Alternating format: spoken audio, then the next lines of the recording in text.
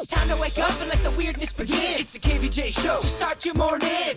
Kevin is the host. And his skin pigment is whiter than Casper the Ghost. Virginia sounds like this. Nickname Vicious Beast. So don't get her pissed. Jason talks like a spaz. And they love to talk about Bigfoot and stats.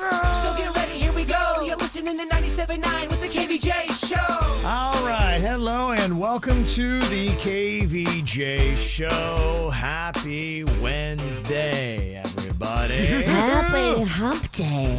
Yes, it is. Happy Hump Day.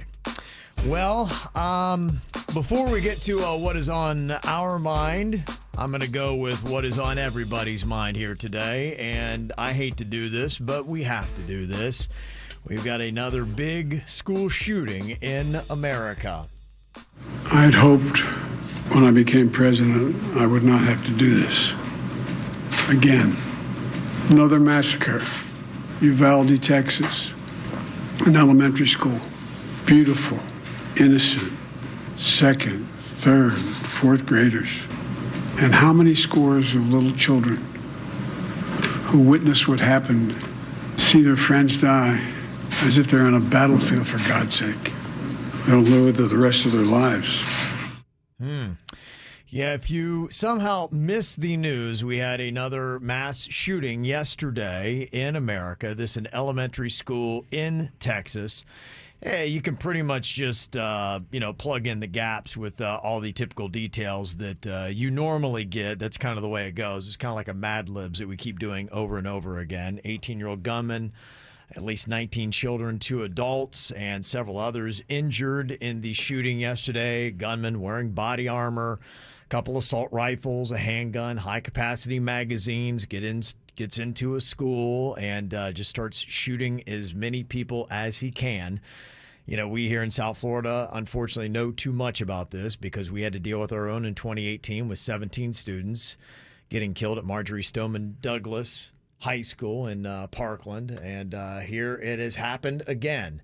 And, you know, it's interesting this time around because every time people say, how many is it going to take? And I have heard this a good bit, and I've heard a lot of commentary, and there are a lot of people that are really upset, and it seems to be cutting through the fabric of a lot of things. You were watching the NBA yesterday, and we were getting ready for an NBA playoff game last night, and you even heard a coach going off about it. This is Golden State Warriors coach Steve Kerr with his commentary on it. I'm not going to talk about basketball. Nothing's happened with our team in the last 6 hours.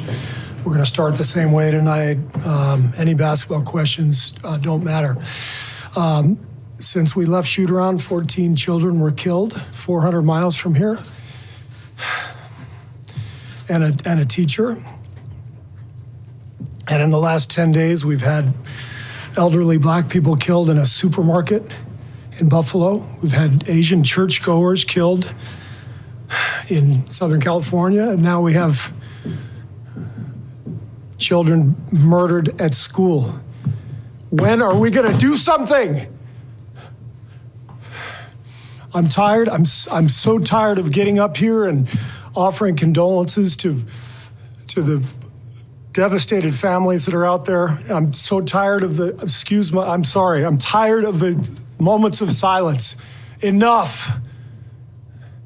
There's 50 senators right now who refuse to vote on H.R. 8, which is a background check rule that the House passed a couple of years ago. It's been sitting there for 2 years. And there's a reason they won't vote on it, to hold on to power.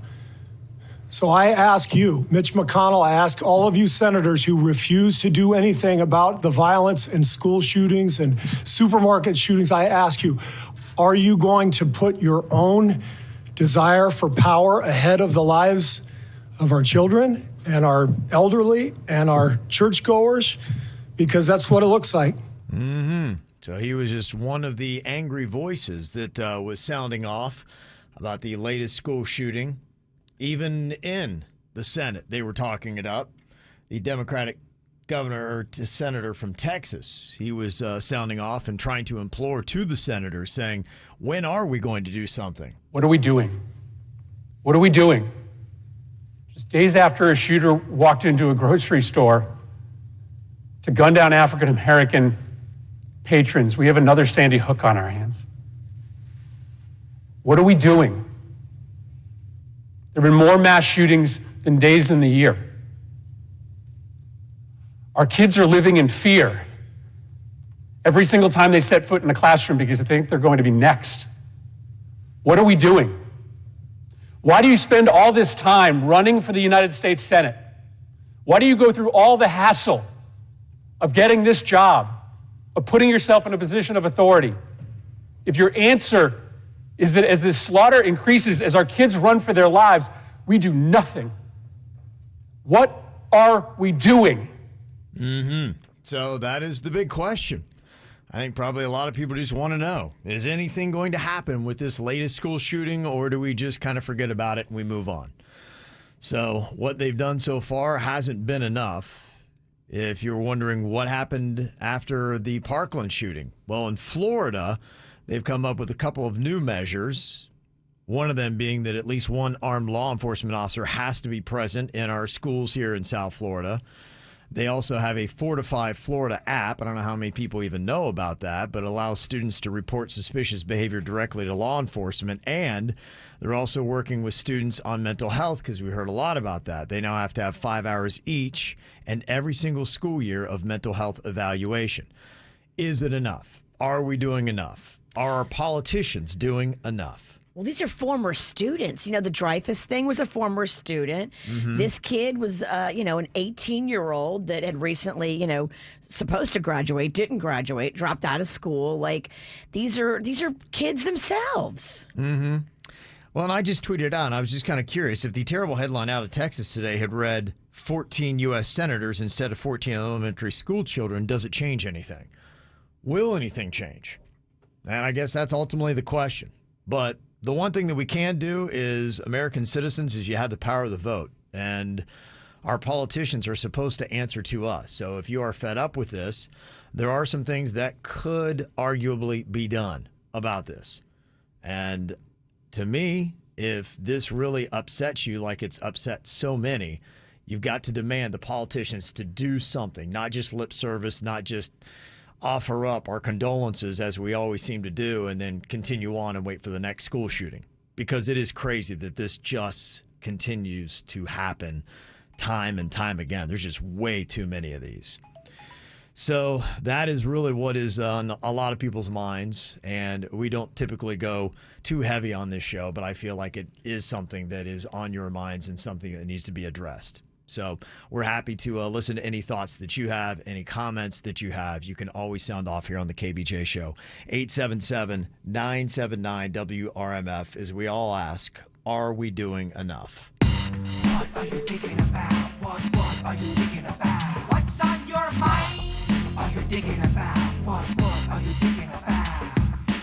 All right, Bird, what you got on your mind here today? It's kind of a tough transition because I'm kind of going real light and goofy over here. We're I'm not trying to be goofy. disrespectful. Yeah, no, we did what we needed to do, and we are going to do what we're here to do, and that is to help people smile from all the tragic news that is happening in the world. So I know you can't really go smooth from one thing to the next. You want me to go next? I have something to make you happy. Yeah, what do you got? So tonight at the Quantum House, Little Smiles is sponsoring a taco bar. Oh, that's awesome. I know how much you love taco bars, and we all believe in the mission of Little Smiles. And Quantum House it's kind of like a Ronald McDonald House. It's there on the campus of St. Mary's, and families that can't afford hotels can stay there while their kids are getting treatment for all kinds of diseases at St. Mary's.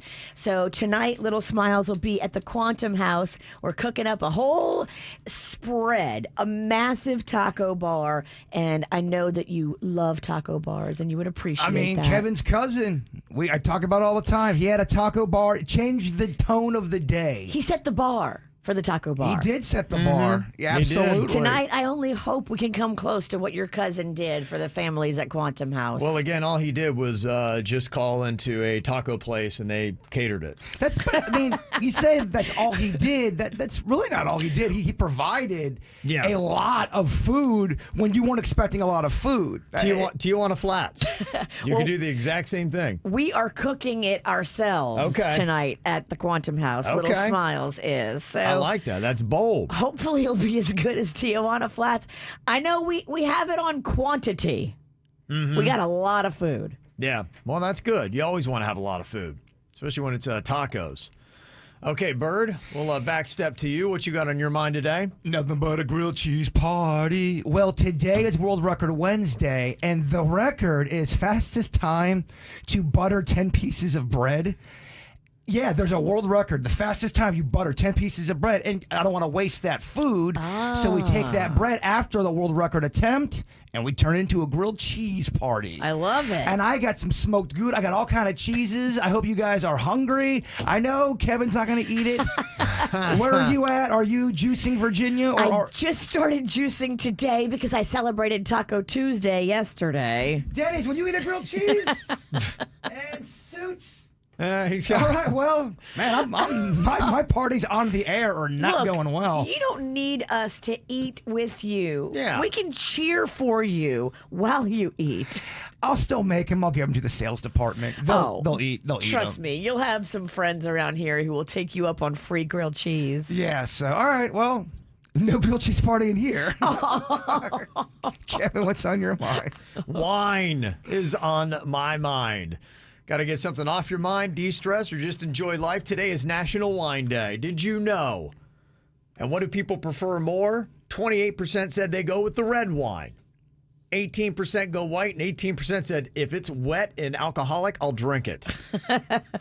So if you're going out for National Wine Day, and there's going to be a ton of great wine specials, that's kind of a heads up. In fact, I'm very excited because I got my wife and my daughter. We're going to be going out looking for wine a little bit later on today. We're going to be celebrating. Ooh. And I always like talking about affordable wines because we don't go fancy. In fact, you can get an amazing bottle of wine for just about $11. That's all you'll need. And these are all bottles that we go for on the reg. They're pretty much $12 or less. Some of them like around $9 or $8. That's how cheap we go. The one that we go with, and you can get at your local racetrack, Josh. That is the one I've talked about before. We go typically with the cab, but the Josh does really good wine that is very affordable. And if you can buy it in a gas station, y'all, I mean, come on. You know, I hear that wine pairs nicely with the racetrack gas station pizza they're serving. It might, yeah. Really go. Or one of their delicious hot dogs. Yeah, one of the hot dogs. That's your thing. Go for it.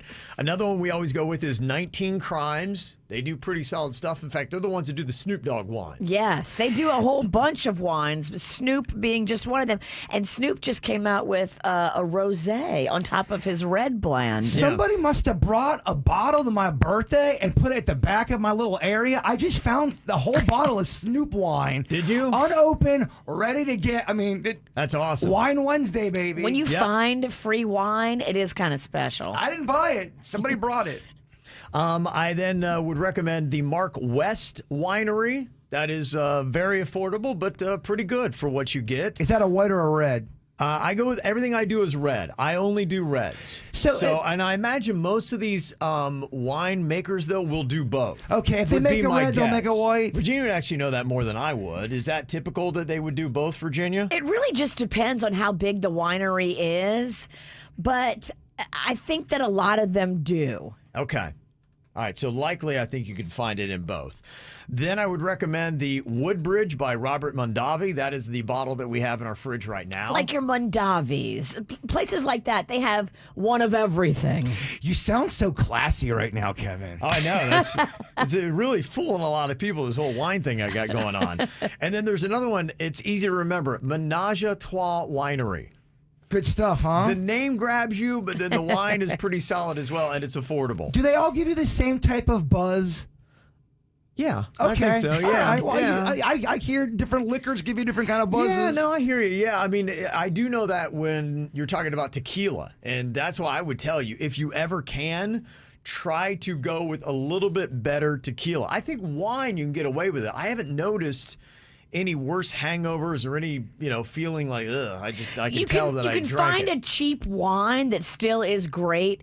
Usually, cheap tequila is not great. Yeah, and I will tell you, because as you get older, you feel everything you put into your body. Amen. And I haven't noticed a difference with the wine. That is a good point.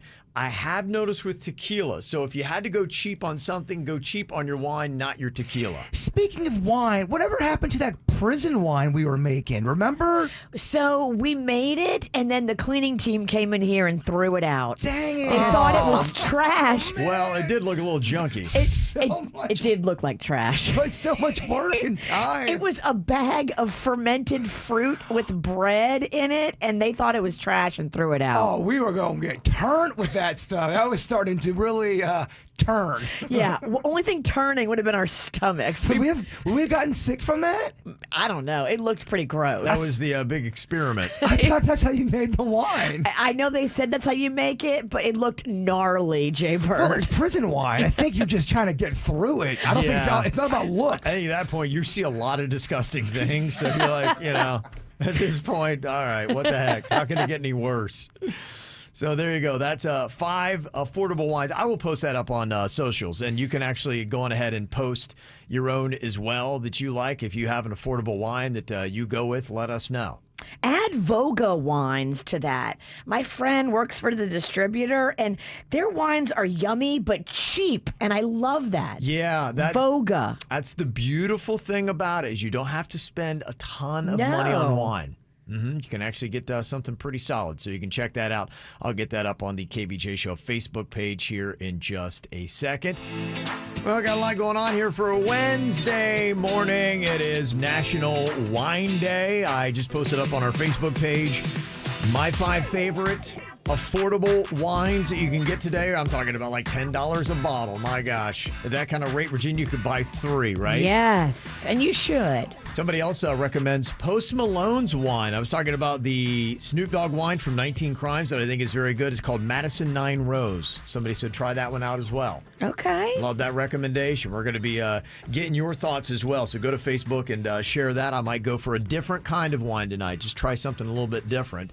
And just to prove the point that there are some alcohols out there that you can get the affordable or the cheapest version of, and it is not a real big difference from the expensive stuff. Somebody said, yeah, for our 25th anniversary, we went all out and bought a $75 bottle of French champagne. The Total Wine lady really sold me on it. So my husband and I, when we got home, we did a blind taste test with a $15 bottle of champagne we already had, and the clear winner was the $15 bottle. Wow. Yeah, we still drank the $75 one, but never again. Sometimes fancy isn't always better. Yeah, and the great thing about Total Wine is a lot of times when you go on like a Saturday or a Sunday, they are doing sampling like Costco, and you can try a bunch of stuff. I've actually walked around that store and got a pretty hefty buzz and was thankful that Panda was driving. I tried tequila, wine, seltzer, all kinds of different stuff. Nobody doubts that. And I wonder if you work at Total Wine, have you ever had to cut somebody off? That is Just in sampling? Yeah, were they going too hard? It's had to have happened. Yeah. Can I get another sample? It goes down so easy. Sorry, dude, that's your 14th tequila. It's cold and refreshing, and it's so hot outside. I'm sure they probably have. Yeah, when the pants come off, you're done sampling. A couple other things going on people's minds. Big thanks to Canadian Bacon, a.k.a. also known as Andrew. He went to go see Top Gun 2, a premiere last night. It's out in theaters on Friday, but they're starting to show it in some premieres to the general public. He said it is an amazing sequel to the 80s cheese. It's pretty good. A1 is his review. Wow. Nice. Does he agree with Tom Cruise that Lady Gaga's song, it's the heartbeat of the movie? Tom Cruise really oversells stuff. I'm supposed to possibly go see that this Friday with Ryan Beckett. Okay. Yeah, he's real jacked up to go see that. A lot of people are. Are you going on a man date? I think I am. That's not a bad one to take. I mean, if you got to date a man, you picked a good one. He could be my wingman anytime, Virginia. Yeah, that's true. It's a good wingman. Dang. Very nice. And we open up the show talking about what is being done about the school shootings that is happening. I mentioned the Fortify Florida app, which is one of the things that was enacted after the shooting at Marjorie Stoneman Douglas High School.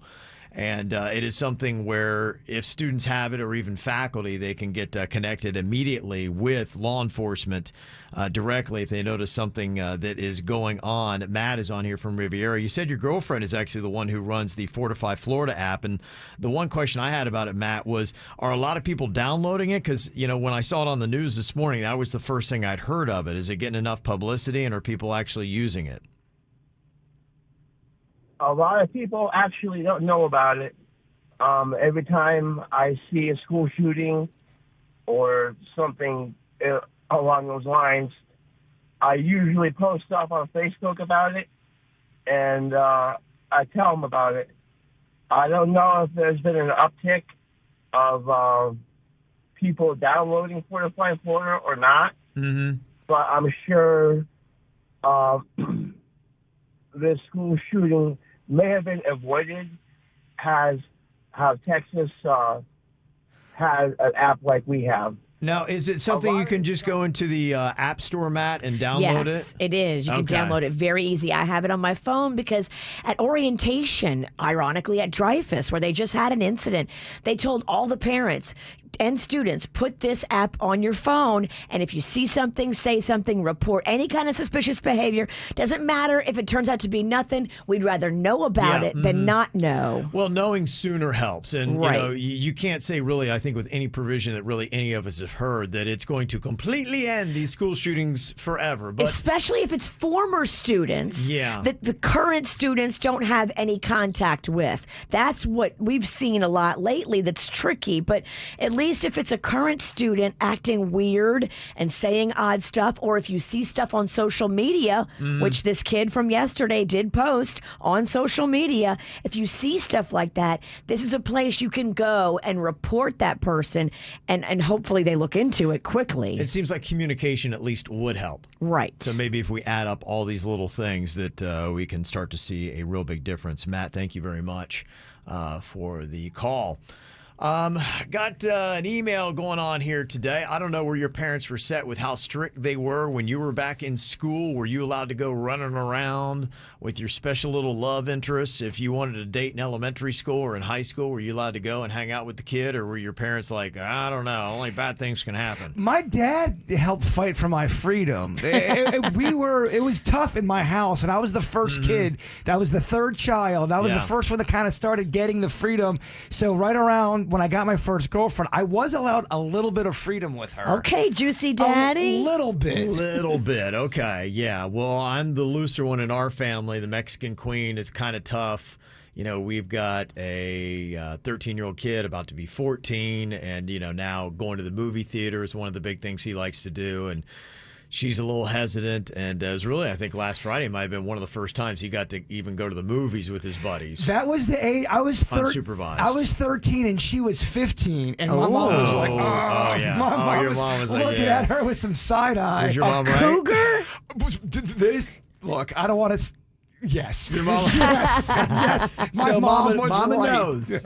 Mama knows. She got an eye for that kind of stuff. Without going into details, yes, Mama was right. Okay, so what do you think about this? This email says, my daughter wants to go to the mall with her 14-year-old friend, Todd. They clearly have an attraction for one another, which I think is adorable. She asked if she could go to the mall with Todd by herself for a couple of hours, and I told her yes, but my husband heard this from the other room and said, no way is she going out alone with a boy. Well, long story short, it turned into a fight. My husband thinks he's right and that our daughter isn't old enough to do this. I think she is. She's a trustworthy person, so I've got no issues. My husband thinks that there needs to be an adult present. What do you think? Is 14 too young to go out hanging with your love interest at the mall? 14's right about the age where my son is right now. And personally, I don't think it's too young. I was doing the same thing at 14, and it was pretty innocent, and I didn't get into much trouble till much later. You wanted to because you had a mullet, but. Yeah, I was at the beginning stages of my mullet. My real troubled years didn't happen for another year or two. And that makes sense because I feel like 14 going into 15, those are prime mullet years. Does Cannon, the mid-teenage years. Does Cannon, your son, have a mullet?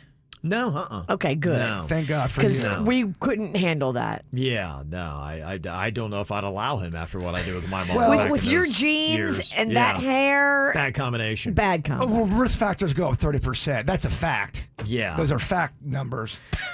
Well, there's different styles in parenting here. And, a lot of times the parents will be set differently. Like I said, I'm probably a little bit looser than my wife is. And for me, you can come to some sort of compromise that, hey, look, one thing that might be good is maybe you could go to the mall yourself. Not that you follow them around, but you're at least in hovering distance. You're there. That if something does happen, and you don't know, that could be a laundry list of things that could possibly happen. But at least you're in the general vicinity. That's a good idea. Is 14 about the age you would allow this to start happening? This is where they're going to want to really start going out and doing these kind of things. At least from my experience, I'm on my third kid now. Virginia, you have a teenager already. Was Magnolia about this age when she wanted to start doing these kind of things? Yeah, but they would go in groups too. I think the more the merrier. I think when you have the teens in a group, I like that better than just the one-on-one dating situation. I mean, I had to fight for this picnic I went on with Melissa. We went there. That was one of the first things we did. My mom did not want me to go. Was Melissa this older woman, this cougar? She was. She was the cougar for sure. Yeah. She was more experienced. What? She had dated an 18-year-old. Oh my gosh! Before me. Was she deflowered? I don't want to get into it. Oh my No, God! come on, we gotta- Virginal Jaybird was dating a hussy. Your mother was right. Stop. Oh, boy. Oh, Oh, no. I think she might be a local Virginia. poor virginal Jaybird. It was too much. It was a weird time, man. I still was into G.I. Joes. It was odd.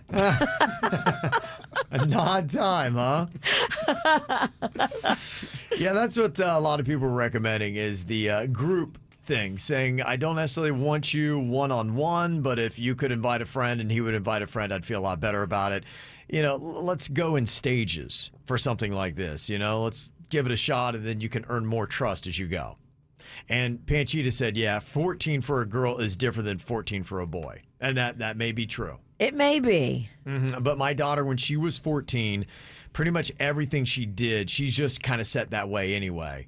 She wasn't wanting to go off alone with boys. She was always, and honestly still 10 years later at 24, she likes to have A group. of girls around her. In fact, she's very weird about that. She's had several guys that wanted to meet her out, and she will not. You got to go through her friend circle first. She will not meet you one-on-one the first That's time. just smart. I mean, she's just protecting herself, and I totally applaud that. I think you see that too with people who grew up and was in team sports a lot.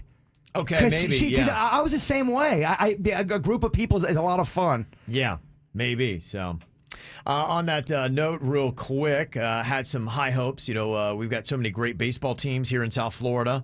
And I was just checking. I don't know that any of them were ultimately successful. We were really pulling for Jensen Beach High School. Their baseball team was in the state championship. They had actually won their semifinal game the other night. It started at midnight after a 5-hour rain delay and ended at 2 a.m. Ooh. Yes. Whoa, 2 a.m. Yeah. Sadly, their game started late again. They had a 3-hour delay and finally got started. They lost 8-7 in extra innings. Proud of the Jensen Beach High School Falcons, but they came up a little bit short. I saw Cardinal Newman also came up just a little bit short. So, and Oxbridge softball as well. So, I know they're out there fighting for state championships, unfortunately, on the losing end of many of those so far. You have this a lot where people adopt dogs, and a lot of times people want to give their own name to the dog when they see it. And they're like, okay, that to me looks like whatever it might be. That dog looks different than the name that you got for it. But can you rename a dog, or you need to keep the dog's same name? I mean, imagine, for instance, like if this week somebody came in with a suggested name change for you. Ralph. Hey, Ralph Pennington. Ralph. Especially if you didn't like it. Does it apply the same way to dogs, or do they just not really even care and know? Now, you're talking about a dog 7 years in that somebody's talking about renaming. Yeah, I know this family. Tell me if my feelings are out of place here. They got a dog. The dog was named one name, and now they're changing it to another name. I wrote it down. What's the name of the dog? That's not really fair. If the dog answers to a name and knows his name, You're going to confuse him if he's got it in his head like his name is Fido, and then you start calling him Ralph. Yeah, 7 years. Yeah, his original name's Cooper, and they want to name him Champ. So they're going to call him Champ. While for 7 years his dog's been named Cooper. I don't think that's cool. Cooper's a better name than Champ anyway. I agree. Yeah, absolutely. Champ's a little hack. Champ is hack.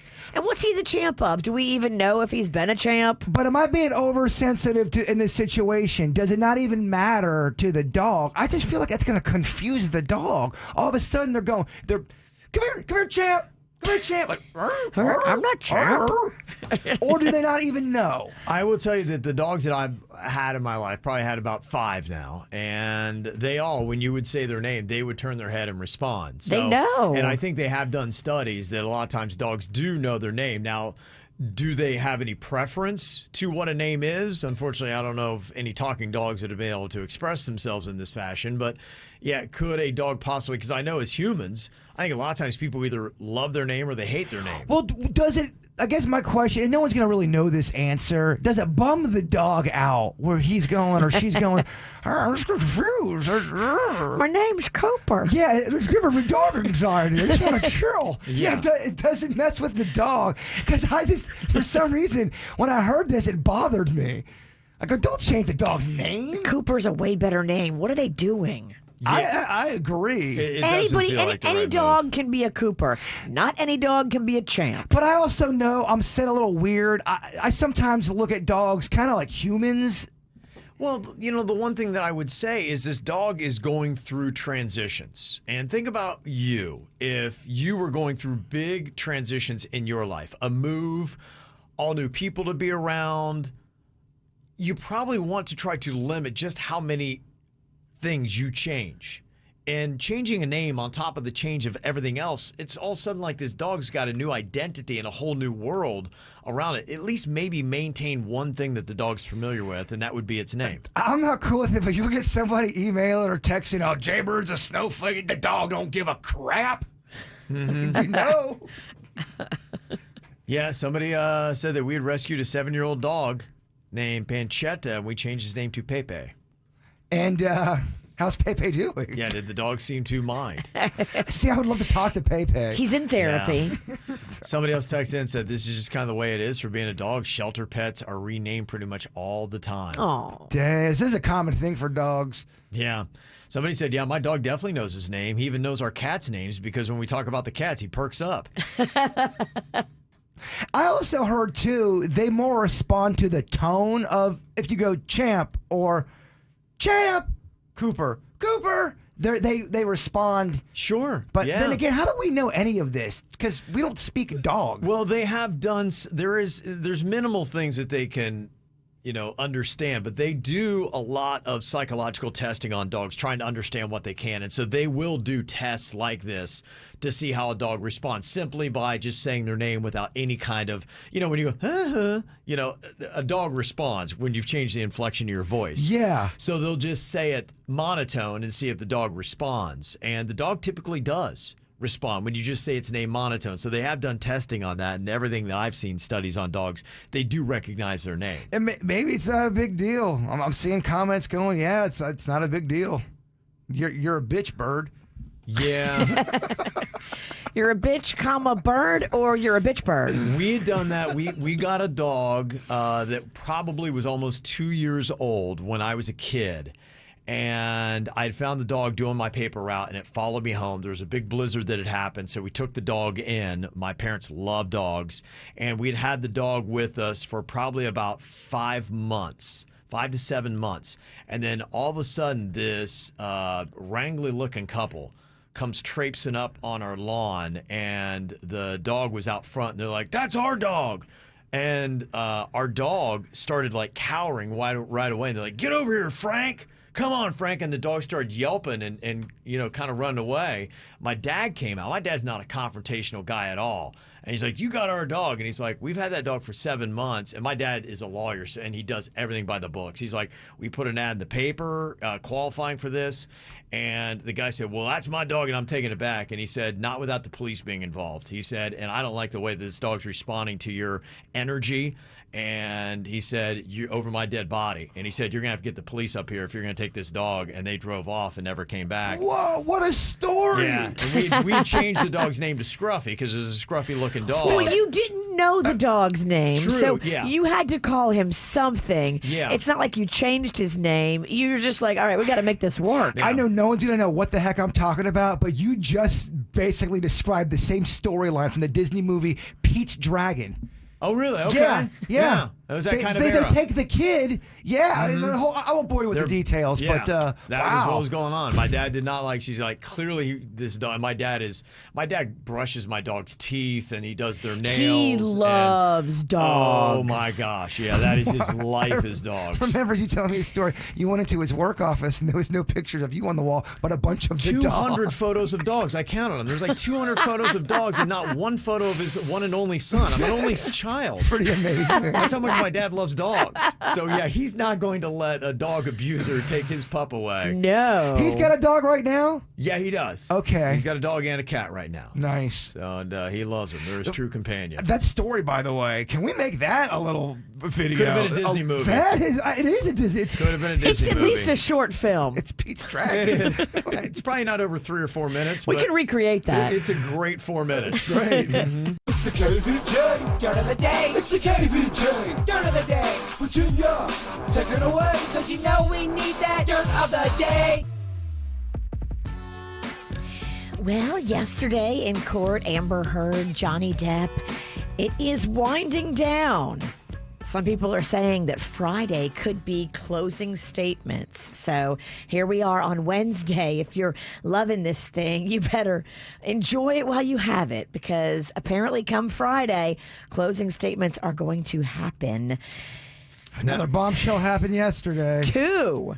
I see two big ones. We have the audio of the one. He's like the one that does the whole head of the studio. The high-powered head of DC Films. Yes. Walter Hamada. Because the big thing was that the Heard team's trying to say was that Depp prevented her from getting more airtime in Aquaman 2, that she took a hit in salary, and it's because of what Depp had said about her with the crapping in the bed, all of that. So, yes, this is the head of DC Films talking about his plans to scale back Amber Heard's involvement in the franchise. What, if any, creative concerns did Warner Brothers have about casting Amber Heard as Mira in Aquaman 2? It was the concerns that were brought up at the wrap of the first movie, which is the issue of chemistry. Did the two have chemistry? You know, I think editorially they were able to make that relationship work, but there was a concern that it took a lot of effort to get there. And would we be better off recasting, finding someone who had better, more natural chemistry with Jason Momoa? Was there any other reason Warner Brothers delayed in picking up Ms. Heard's option for Aquaman 2? No, it was all concerns about whether she was the right bit of casting for the movie. Was her compensation affected in any way by anything said by Johnny Depp? No. It almost sounds like she was difficult to work with. Have you seen Jason Momoa on social media? I mean, he does not like Amber Heard. He has basically come out and called her all kinds of names and said Really? that she's lying. I mean, it's kind of crazy because he worked with Amber, right? Well, some people are saying, to read between the lines, is they had to go in the editing room to make them look like they were compatible on screen, to make them look like they had chemistry. That was the one thing. Also, some people are reading between the lines was that she was difficult to work with as well. So I don't know. It really depends on what you think and what you're hearing. TMZ filed an emergency motion yesterday to block one of their employees that worked at TMZ from having to testify.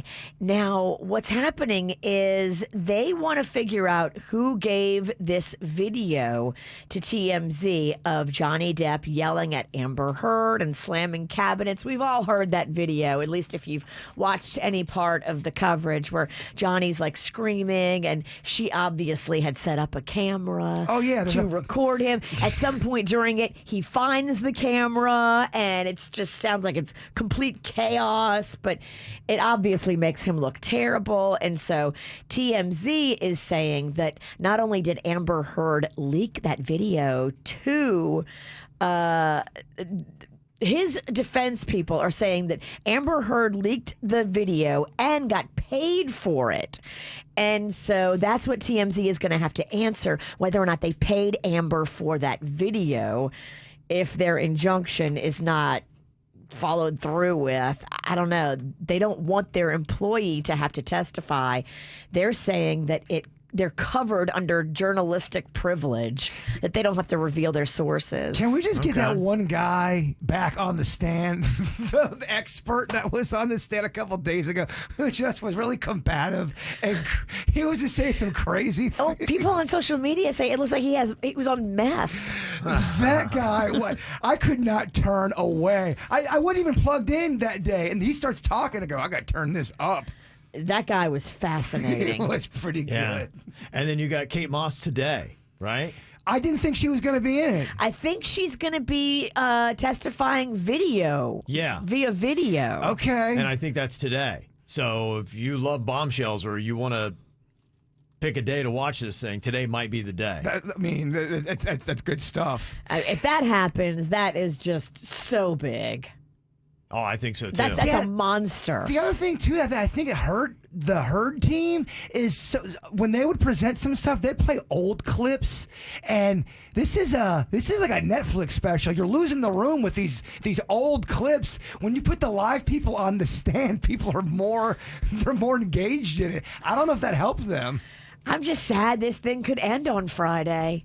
I mean, it's been so juicy. Yeah, I think it will end, right? I don't know. I think that's it. Closing arguments, but then, the debate and then the jury trying to figure it all out. And we've got a few more days of fun drama. I've become what I vowed to destroy.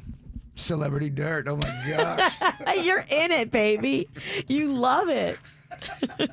In other news, because there is other celebrity dirt going on besides Amber Heard and Johnny Depp, Steven Tyler has checked himself into rehab. How old is he now? I mean, oh my goodness. Who? Steven Tyler. He's 74. Wow. Okay. I guess he has had to cancel some shows and they are trying to put him back together and decided that he needs to go back to rehab after a recent relapse in his sobriety. Yeah, he had, and you hear this too often, he had a foot surgery and it sounded like he needed some pain medicine to deal with that. And that a lot of times opens the door. Even people that have never had any experiences. I've heard stories from people that they had some kind of surgery. They didn't use any substances at all before that. And then they got on pain medicine. And next thing you know, they're doing heroin and they're in rehab. And you're like, wait, how do you go from this to this? And it's really amazing. And it's not the people that you would think. You got maybe they're a type.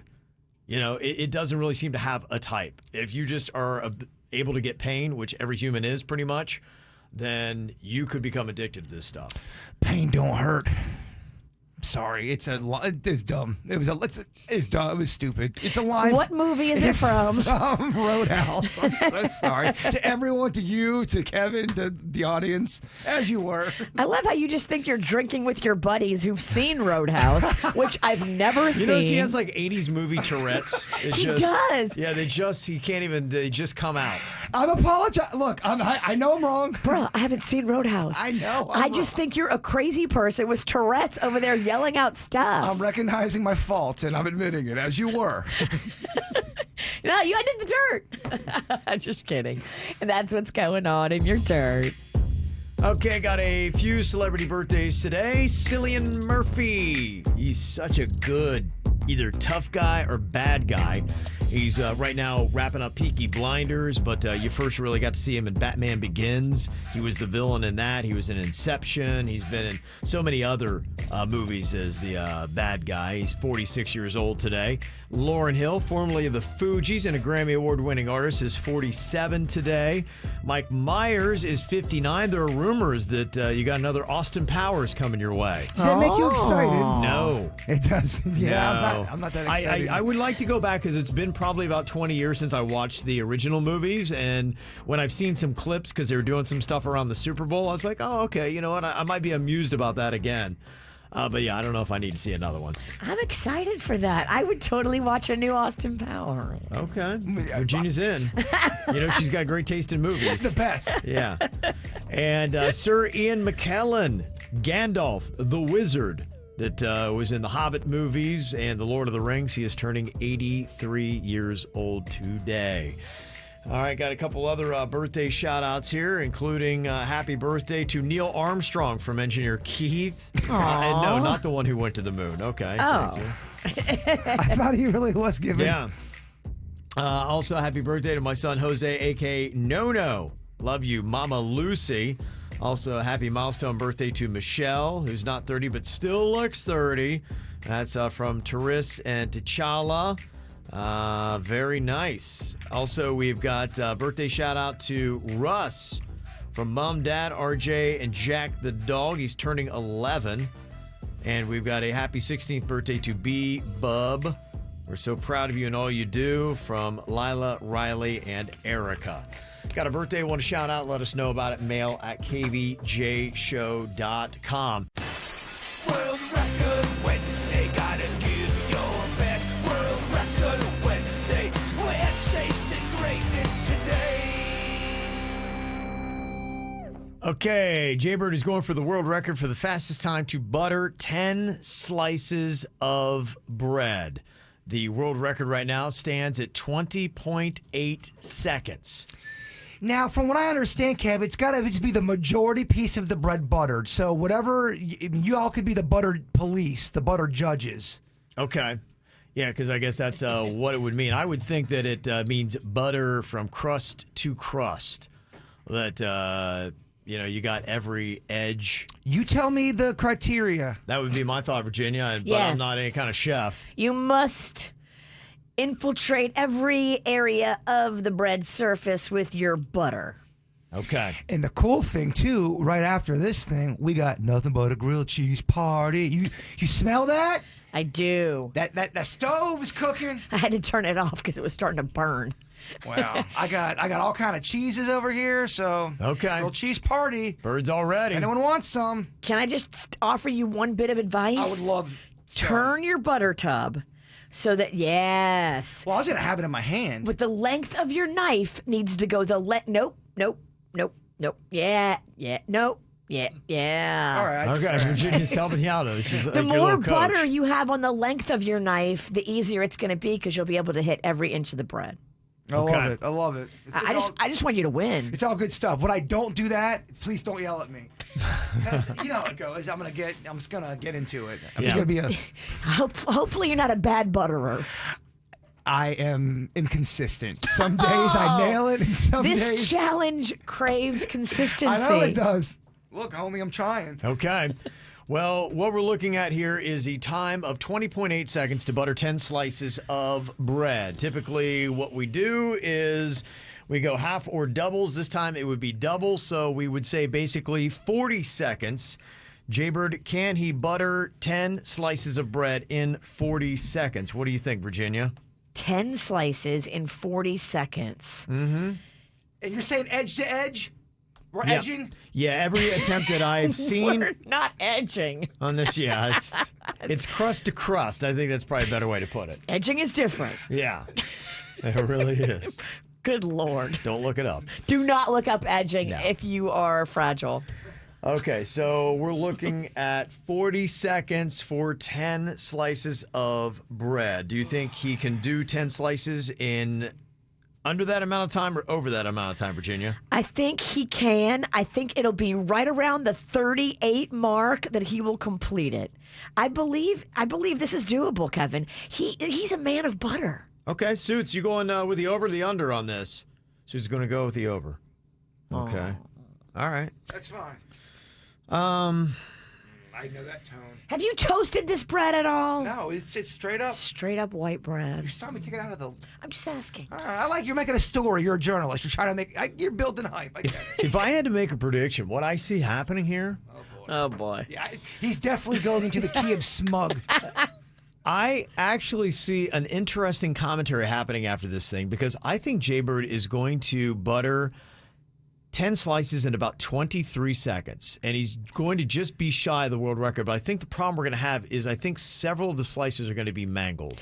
And I think that might be the debate is what happens if your bread is not necessarily intact afterwards. You think I'm a mangler, don't you? I think you're a mangler. I think you're going to be ripping to shreds several pieces of the bread, and we won't know how to deal with it. I'm a self-aware man, and I went into this challenge knowing that I am a mangler. I'm a mangler. If you're a wrestler, your name could be the mangler. I am a mangler. Yeah. I've been known to mangle, and Kevin is right. Do you want to have a backup piece of bread or two? Just in case you mangle and then you have time left over. Because I would imagine that Guinness would say that any mangled slice of bread would not count. I imagine Guinness would not take our call like they've been doing for the past 8 years. There's that Braveheart speech I needed. Yeah. So I think that's really going to be it. I think we're going to be impressed with how fast Jaybird can go. I think that we need to set that precedent that if there's rips or tears, that we cannot count that slice. This is so weird, Kevin. Sometimes I'm a mangler and sometimes I'm a spreader. It's I think he's going to come close. I don't think it's going to take him much longer than the 20 seconds, which is the world record. I think we're going to be impressed, but we're just not going to know how to overcome the mangling. Okay. All right. That's what we got. So I'm actually going with the under. I'm really into this. Yeah. We know. I believe in my boy here. You are so hype right now. Believe in my boy. And that's why the conditions are right for a mangling. Okay, here we go. World record attempt on World Record Wednesday. Fastest time to butter 10 slices of bread is 20.8 seconds. Jaybird is ready to go. On your mark, get set, and go. Okay, Jaybird is on it right now. He's on number very 2. Fast, slapping on lots. Now he's on number 3. Generous with the butter. He's put butter on now 1, It's 2, going on 3, 7. 4, 5, That's 6, 8. 7, 8. He is at 15 seconds right now. 9. He's going on There's 9. 10, but you He got to is go on back and 10. do better with He your is butter. 20 seconds, 21 seconds. Better butter. He's now kind of going back. He's at 25 seconds past the world record mark. Get that one. Get that going one. in for it. Virginia's giving instructions. This is probably where it's going to go haywire. No. Okay, he's Get putting on a better good bit butter. amount. He's at 34 seconds. KVJ Respectable butter. stands at 40. Better butter. Virginia's still pointing to a couple more slices. He is at 40 seconds This right one, this now. one. And Come on, okay, man. done. Okay. All right, 43 seconds. He did the over. KVJ Respectable. Virginia, we have lots of pieces of bread here that have clumps of butter on them, but it looks like he's done what he needed to do. I think every slice is crust to crust, is it not? They look really good. What did you do? They look really good. So I was going to stop, but you said I needed more. I thought I had it. I think 4 seconds. I would say even at about the 17 to 18 second mark, really close to the world record of 20.8 seconds, I think that's when we started going back over to redo. And it kind of fell apart there. Virginia got involved. Things got a little crazy. Now you got mounds of butter on some pieces. There were some that were not buttered enough. Now, I'm just reading between the lines here, because I'm a journalist too. Are you trying to paint the narrative that once Virginia got involved, things went askew and awry? I don't know that her coaching helped you out. Wow, that's a quote. Well, I don't know. But Virginia felt like she needed to police it, so I can't tell her what she needs to do. You had incomplete buttered bread. Yeah. There were some breads that weren't completely buttered. I'm just trying to make you a winner. I bet on you. You were my horse. Yeah. Lightning Bolt Ralston with the quote. Look. Yeah, I'm just that's what I observed. That's what I observed. Now, The one thing about the strategy going into this was you went a little bit light. I do agree with Virginia on that because there are a couple pieces I said I don't think Guinness would count that.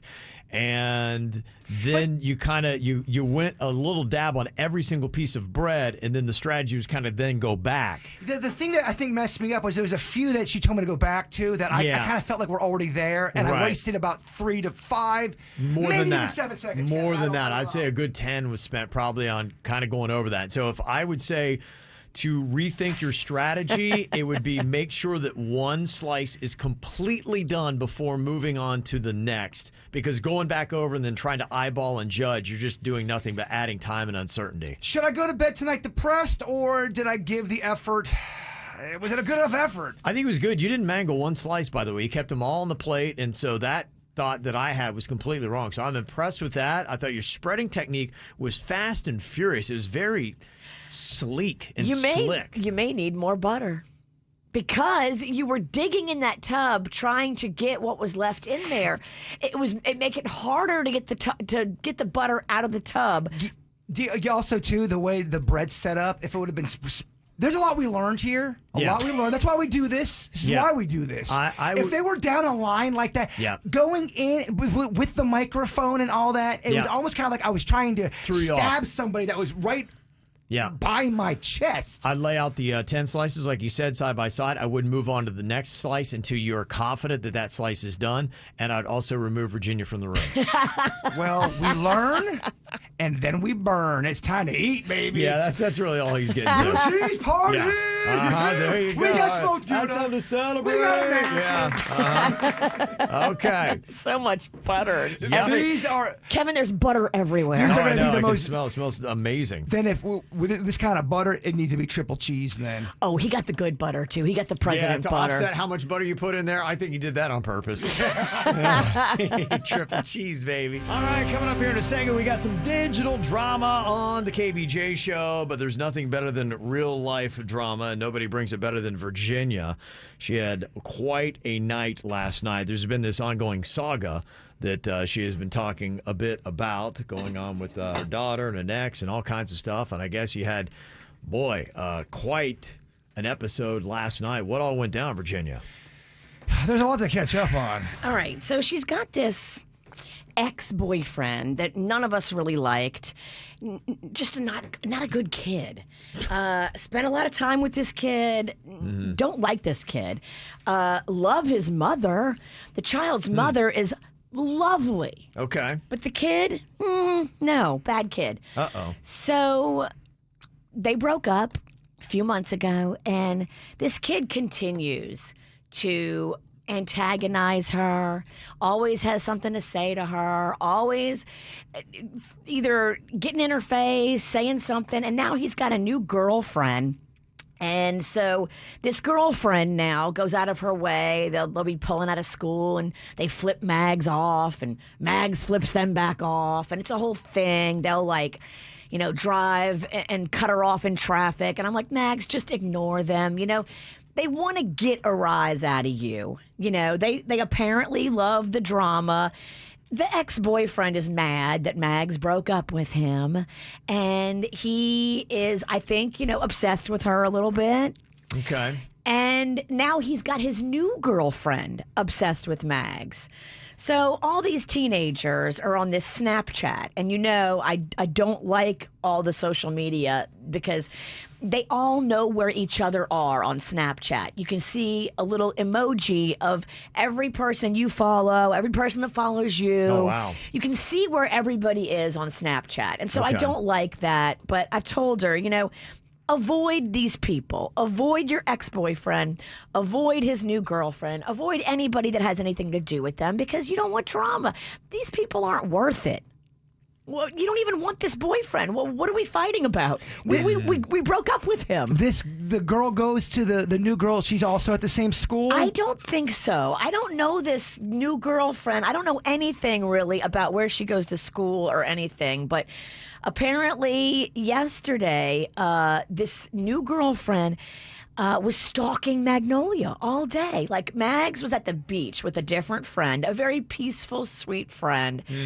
And this new girlfriend shows up with her sister, who's 19 and home from college. Okay. And they show up at the exact same place on Jupiter Beach where Mags is. And it's a big beach. There's hundreds of mile markers where you could be, but here they are at the one where Mags is. What a coincidence. So these girls are walking up. Mags is leaving. They have words. And so do they beeline to Mags and directly start saying stuff to her? Yes, they beeline to exactly where she is, and everybody has something to say. They say something to her. She says something back, but she gets in her car and leaves, and she's like, I told her, we all went to dinner. We did a family dinner, and I said, look, take yourself off Snapchat. Put yourself on the ghost mode, because there's a mode you can go on where nobody can see where you are. Okay. And she's like, okay, that seems Mom. smart, yeah. That's the smart thing to do. So nobody knows where she is. Now we finished dinner. We had our little Taco Tuesday family dinner night. And then me and Panda and Rocco go back home, and Mag stays out with her friends. So they're gallivanting around Jupiter because she doesn't have to go into school till late today. It's her last exam. I don't think she has to be there till 11. So she's like, woo, free day. Her and her little friends go over to Publix to get some food. And so they're in the Publix parking lot messing around as kids do. Yep.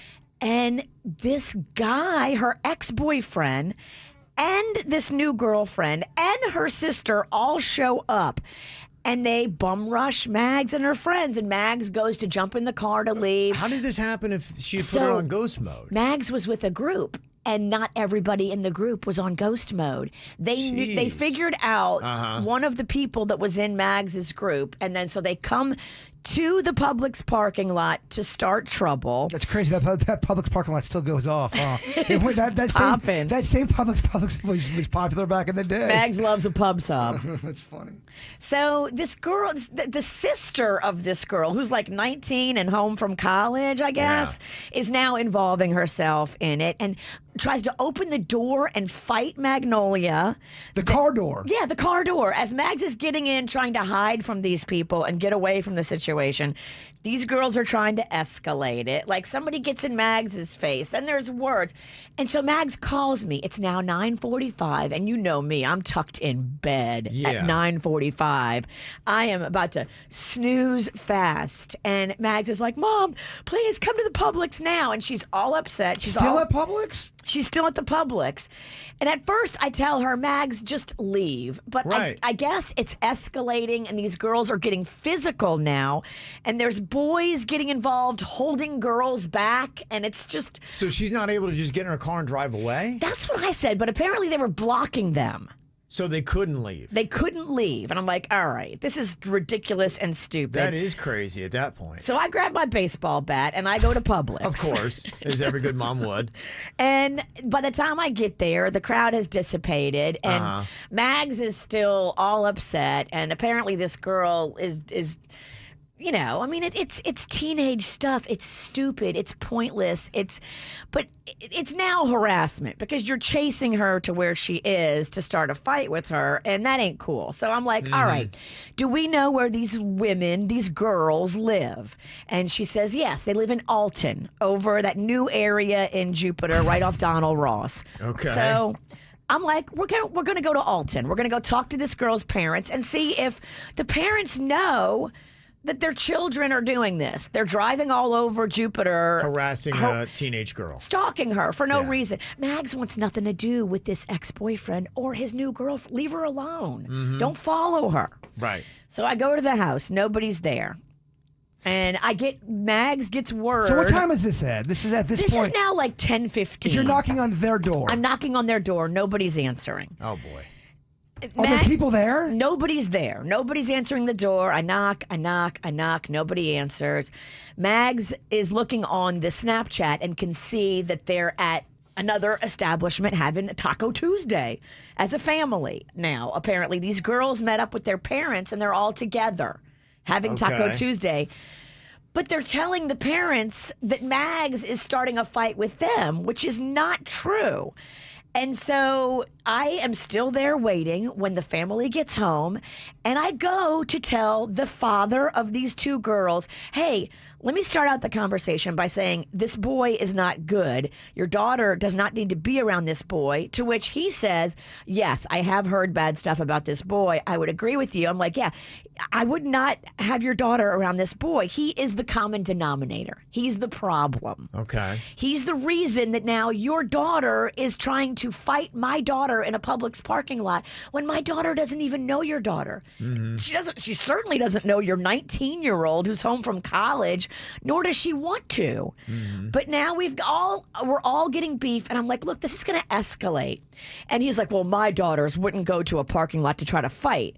And I'm like, do you know your daughters? Because that's exactly what just happened. I don't think you know your daughters. This is at his house, behind his house. Okay, and in his back driveway. We're looking at like 10:45 probably. Now it's like 10:45, and I'm just pissed that I'm even involved in this. And now I can see from looking at this guy, I'm like, oh no, this guy just came from dinner. He's intoxicated.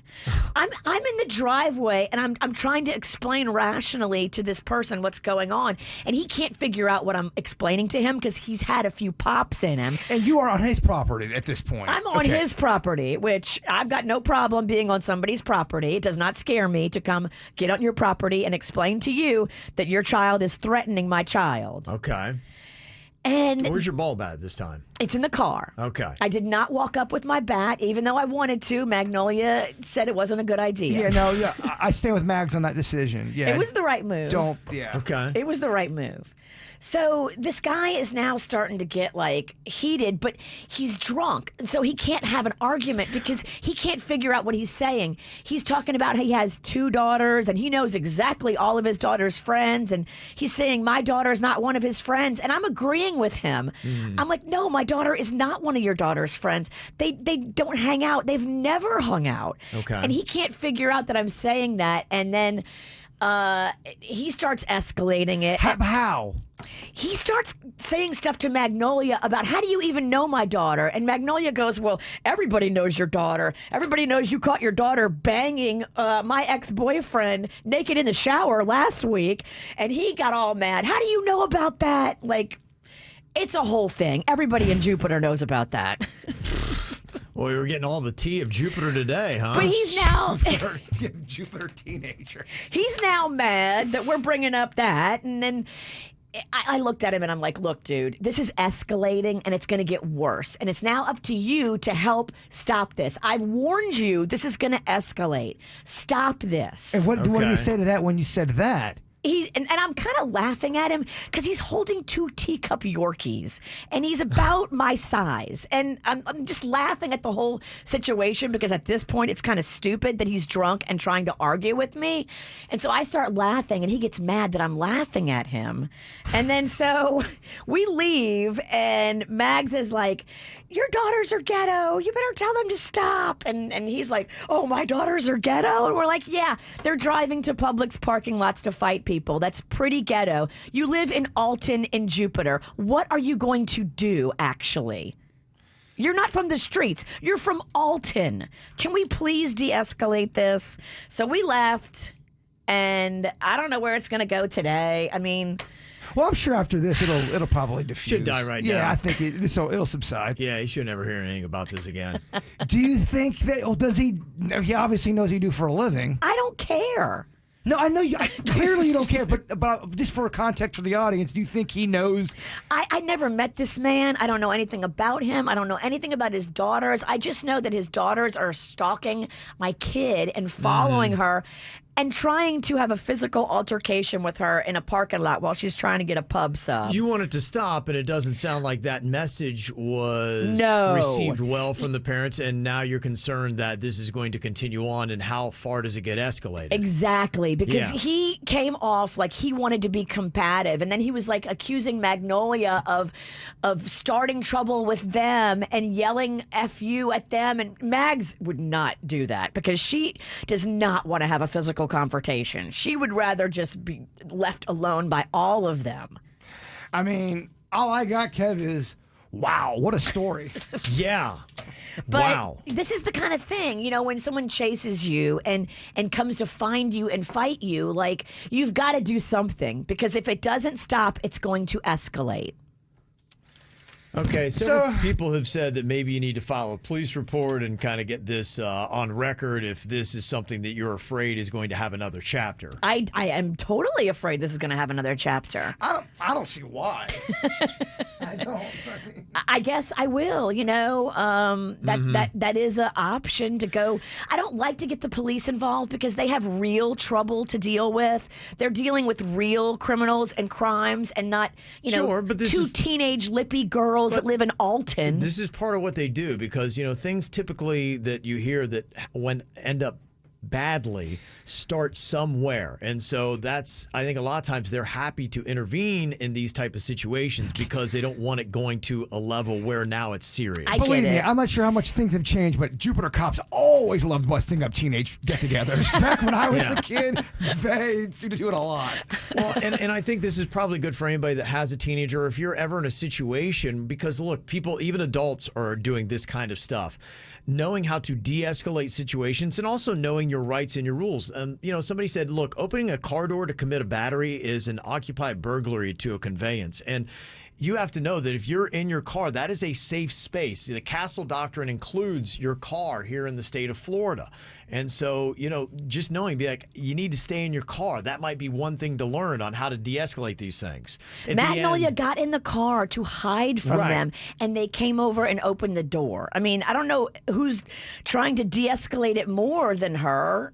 Yeah, so that is it. People are talking about restraining orders and things like this. So this might be something to do everything right. You just want to be like, look, you're in an unfortunate situation that you just want to make sure that you do everything right. It'll be a lot easier for things to be sorted out should they get into legal issues for the law to sort out if you have done everything by the book on how you need to do it. And that's just it. Try to figure out what that is. Oh, great. I get to go file a police report. That sounds fun. Yeah. I got all the time in the world for that. Seeing as I'm going on 3 hours of sleep because of this. Well, while you're there, tell the Jupiter Police Department, say hello. They may remember me. Oh, they totally remember you from your youth. They remember Denny's, I'm sure. Too. No, I'm just kidding. A couple of hoodlums. Trying to go Yeah. levity here. Okay, well, there you go. What an ongoing saga. How fun it is to have teenagers, huh? Oh, my gosh. Dang. Okay. This is why I need Botox.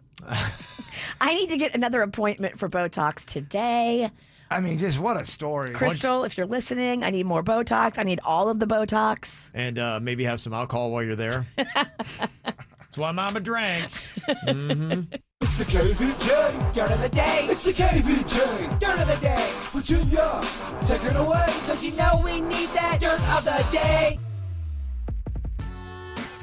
Well, there apparently seems to be beef in the Jenner-Kardashian clan as no Jenners were invited to Kourtney's wedding over in Italy. We're told that Kourtney wants nothing to do with Caitlyn Jenner and they don't have a relationship and therefore are not going to be spending any big family engagements together ever again. What? Oh. Yes. Oh, no. They are done with Caitlyn. I don't know what happened, but they're done. Just don't ask any questions, Kaz. It'll go by quicker. Okay. Meghan Markle's dad was rushed to the hospital following a possible stroke. I'm sure he's blaming it on Meghan Markle because I think that's what he likes to do. The retired former lighting director was brought to the hospital and required surgery. No word on his current state, but they say it was a possible stroke that actually definitely took him out. What's the beginning signs of a stroke? Do you know? No, don't tell me. I think you start to get like numb limbs and then like your face gets a little droopy. You start talking weird and not making any sense. Gosh, I've had so many of those symptoms for so long. Do you see why I'm concerned? I think you're having a stroke now. And finally here, Vin Diesel has just signed Rita Moreno to be his grandmother in an upcoming movie. How exciting is this? She is going to play his grandmother in Fast and the Furious 10. How exciting. Okay. And that's what's going on in your dirt. Makeup or breakup? Jaybird always seems to go with the breakup route. Can he actually give one makeup here today? We'll find out from your emails you sent to us, mail at kvjshow.com. This one says, makeup or breakup, he ate without me. Says, I went on a date this weekend, and I'm not sure if I'll be going back out with this guy ever again. The waitress brought out my date's food first and said that mine would just be out in a few more minutes. Well, my date immediately tears into his food and starts eating. He doesn't even look at me or say anything. He just starts going at it. And by the time my food gets there a few minutes later, his plate is almost empty. I just kind of felt like I was eating alone and thought it was kind of rude. He got done before I was even halfway done with my meal, and then he just sits there and watches me eat, so I feel weird. I feel like I had to rush and finish my dinner then to kind of make up so that we could leave. Look, I had a good time with him other than that, but I just don't know if I can get past this. Is this a sign about his personality that he's selfish, self-centered? It just felt very rude. Now, he's asked for a second date, but would you give this guy a second chance? It's not a good move to do that. It is rude. Okay. It's so unself-aware. Like, who goes on a date and your girl has no food in front of her and you have your food and you start scarfing and you don't even, like, notice or look up? Like, dude. Now, I've heard the debate, oh, well, I had hot soup or I had a hot plate, and if I was to wait, it was going to cool down. Nope.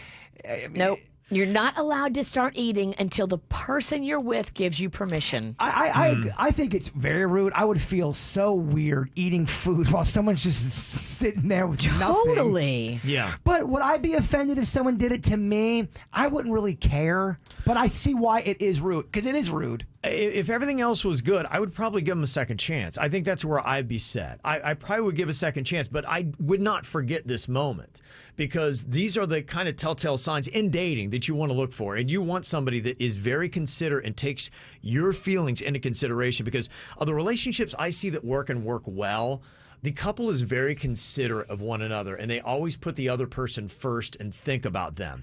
The relationships and marriages that don't work is a lot of selfish people. Yeah, I think it's a sign of being selfish. I mean, is it the end of the world? No, but it's definitely an indicator.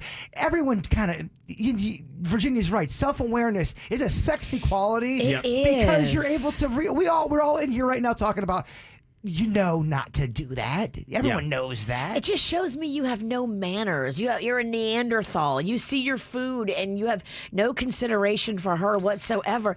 Do I want to be with a guy that has all that? No. Panchita in the chat room says, what if he was starving and worked hard all day? Then he needs to say that. It's a first date, first of all. Yeah. Suck it up.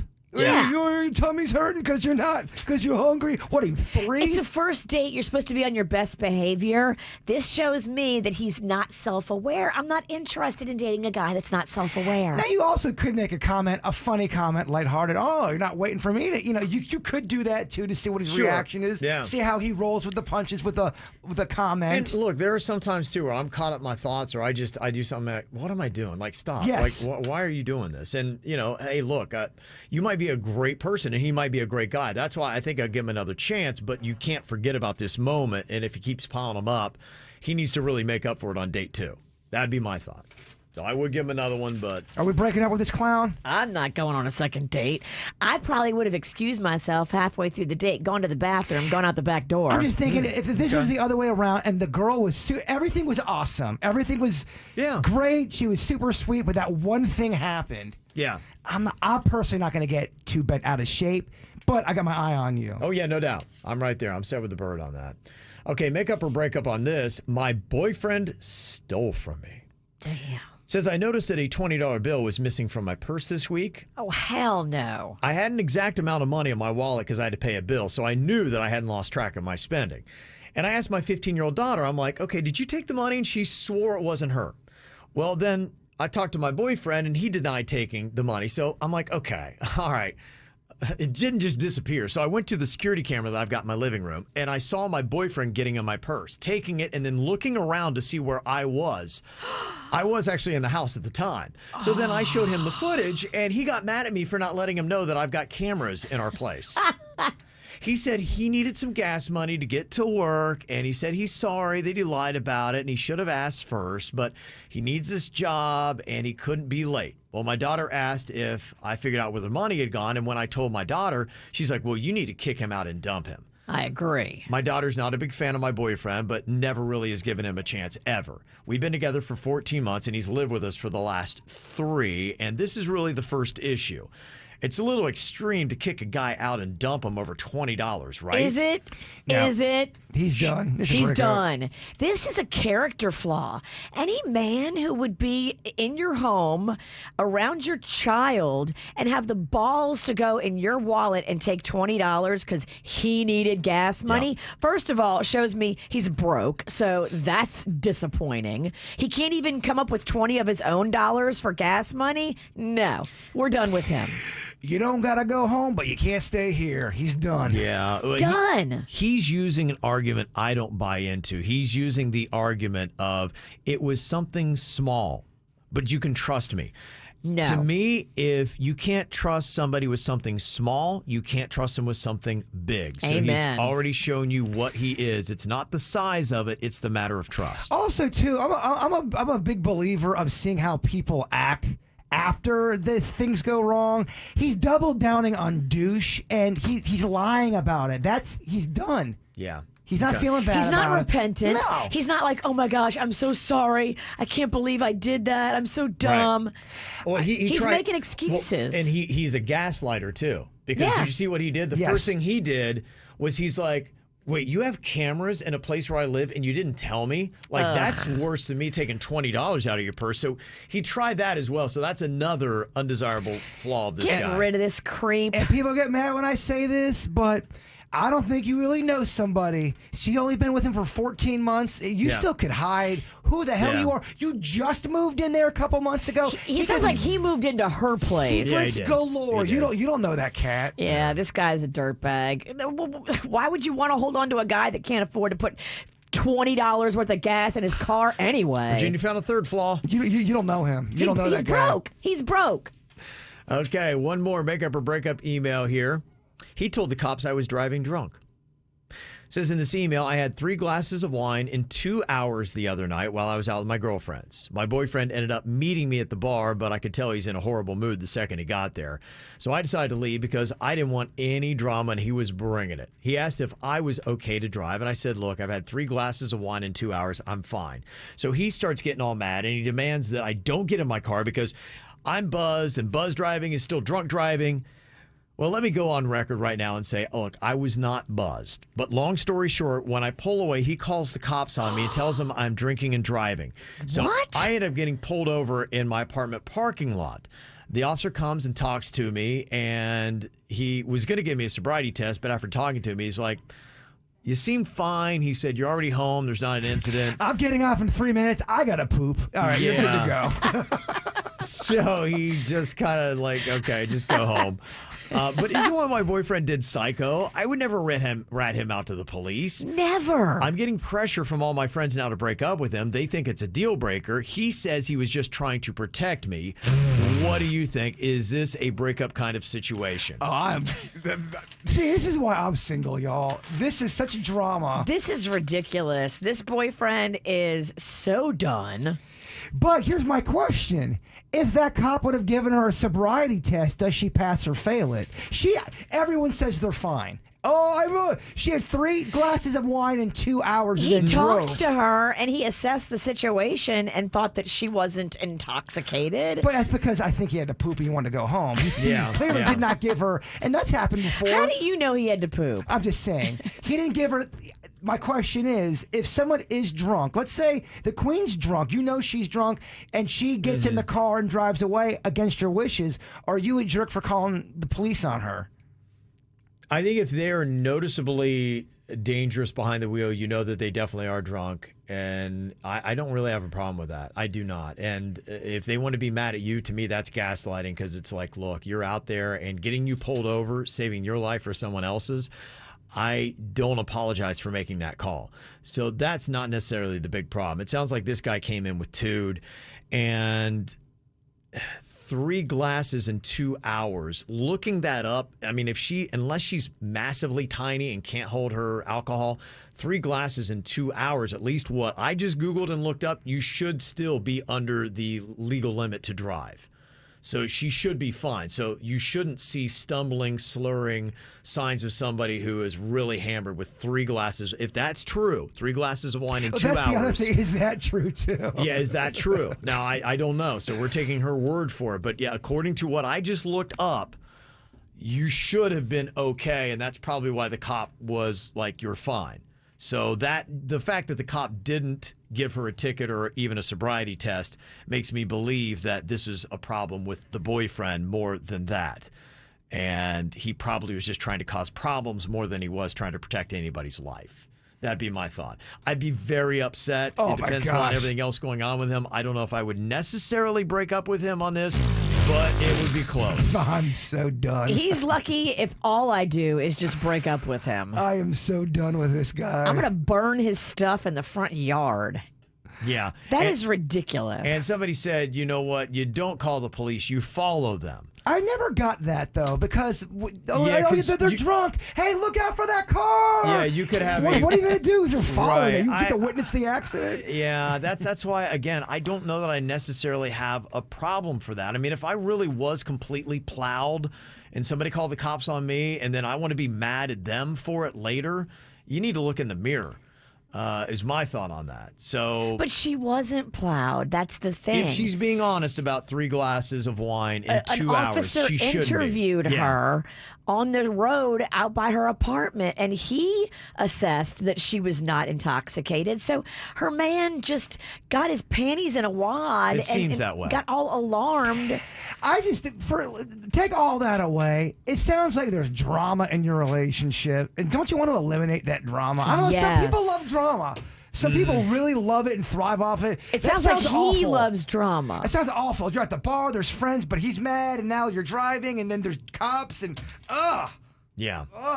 Okay. And this is why you should Uber if you're even going to have 1 glass of wine. Just Uber.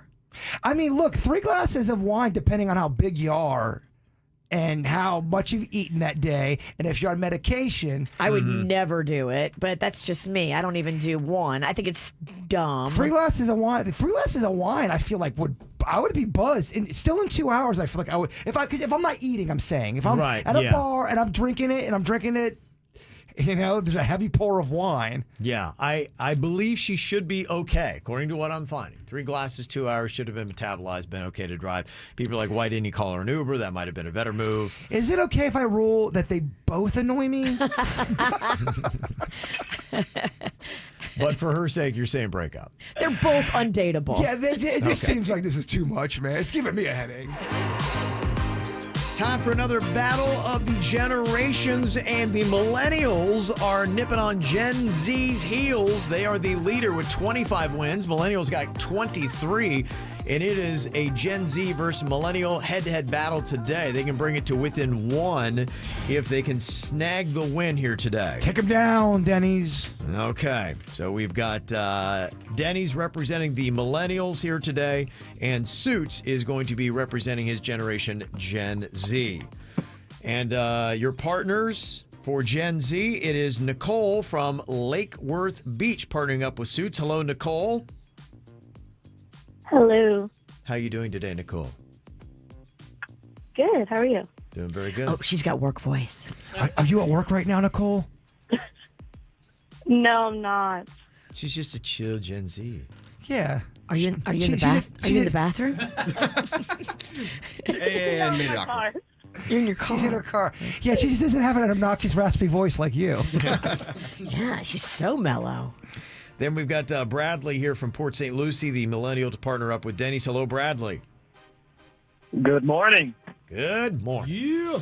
Okay, here we go. Now, here's how we play the game. The people that are on the phone, if you can give us a correct answer within 3 seconds, only got 3 seconds for that correct answer, your team gets 2 points. If you got to go to your partner in the studio here, you only get 1 for a correct answer.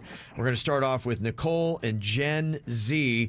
Here is your first question, Nicole. Who won season 1 of American Idol in 2002? Is it Clay Aiken?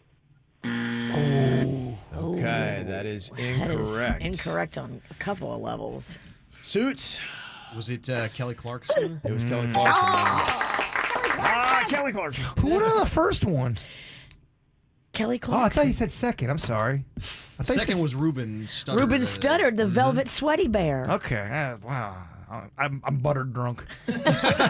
Yeah, you do have a lot of butter on you and near you. And There is such an intense butter smell in the studio right now. Kevin, we all feel like we're greasy because of the butter in the air. It's thick in I here. can't get it off of me. I'm so buttery. It's thick. Spreads. Okay, well, this could be an interesting question here. See how people are plugged into it. Your question for the millennials, Bradley, who just won this last season of American Idol. Just happened this week. I don't have the slightest idea. Okay. Denny's. Was it Sanjaya? Yeah, it's crazy. Nobody knows any of the new I have American no Idol clue. people. Wait, I think you accidentally asked in the first one who is the second winner. I think you did because people are saying that in the chat room. He said second season? I thought he said first Did I say season. second? I thought you said first, and then you said the year in 2000. I thought I said I don't know. 2002. 2002. I thought it was first. I thought it was first too. I don't know. Damn.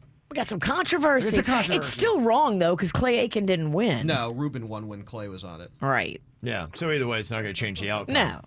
Yeah. We just like to fight for no reason, Kevin. Don't you know that about us by Yeah, now? We'll go and check. I just feel like I'm losing my mind a lot of times. Well, dude.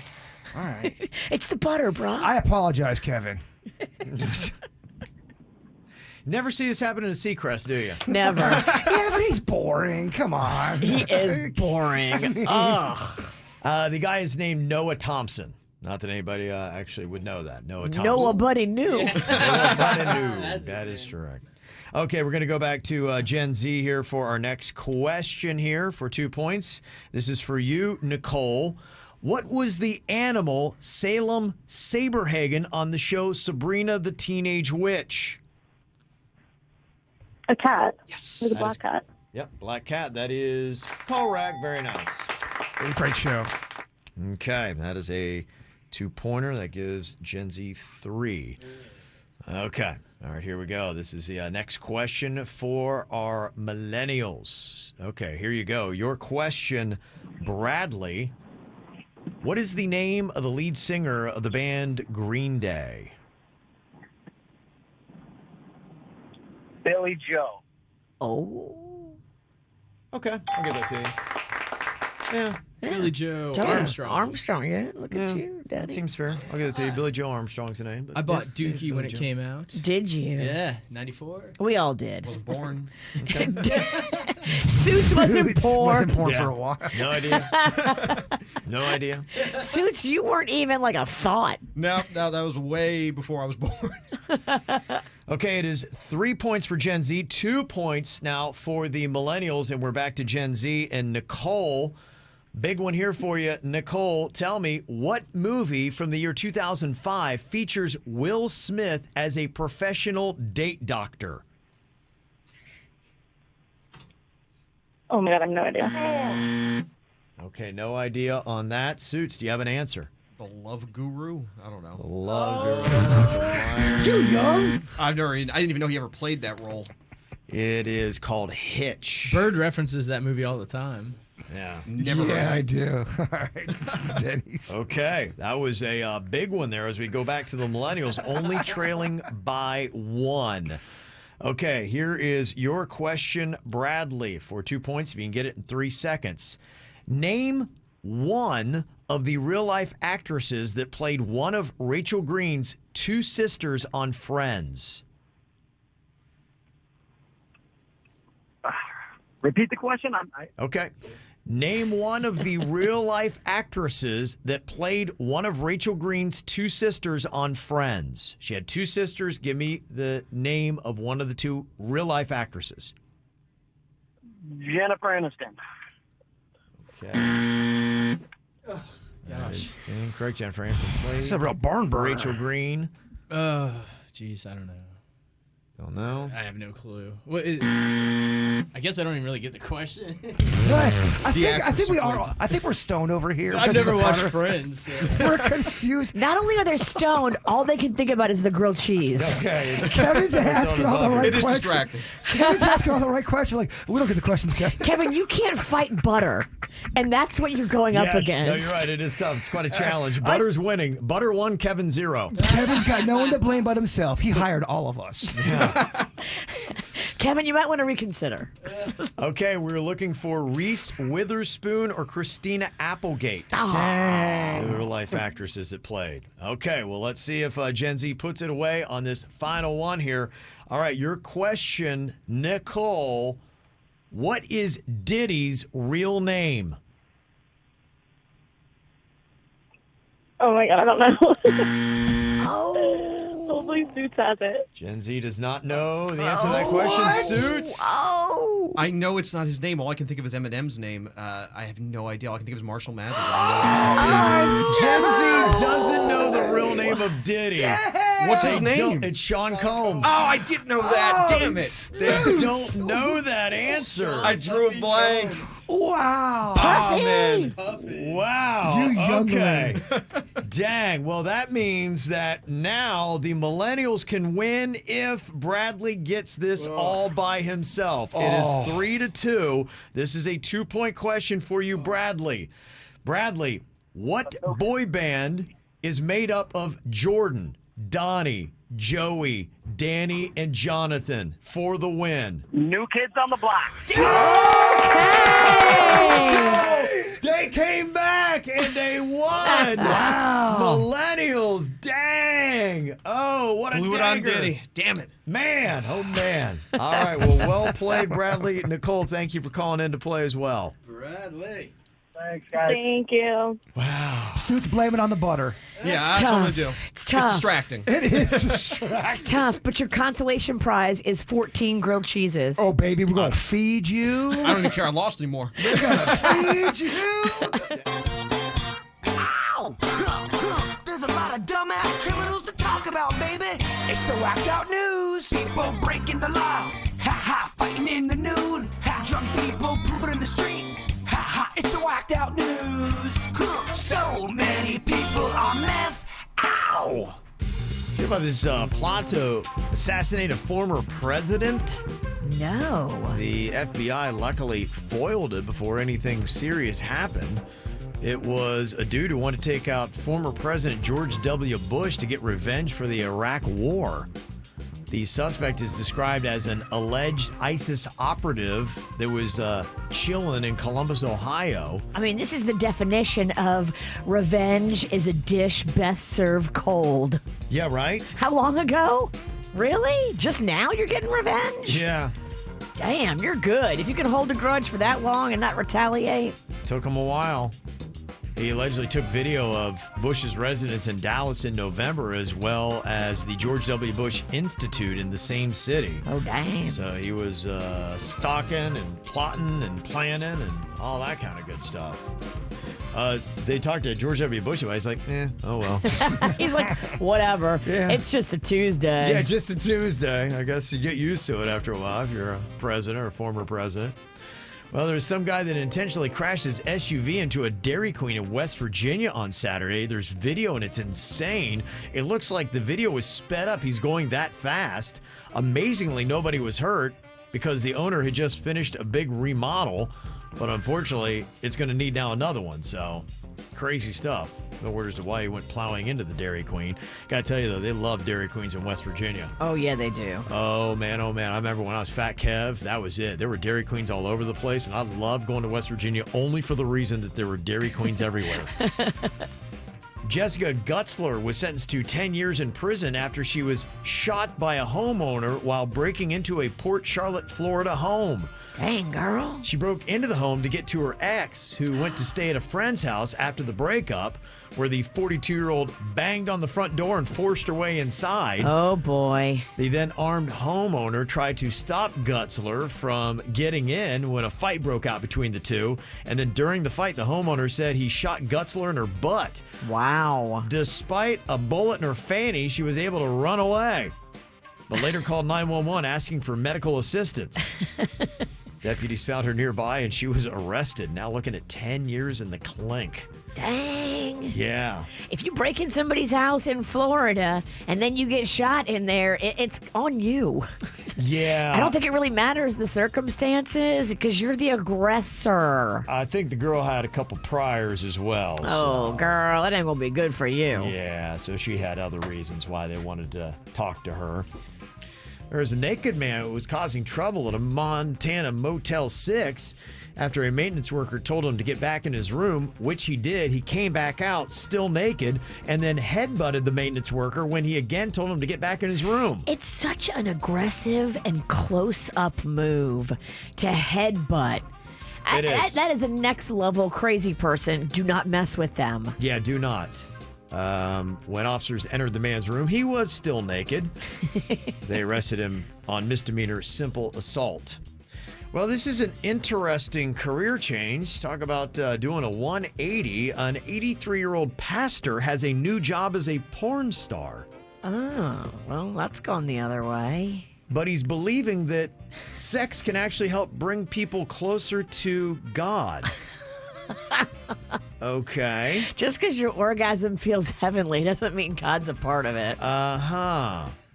He said that 5 years ago, he decided to make the career swap, but he believes that sex should be treated as a joyous part of spiritual life.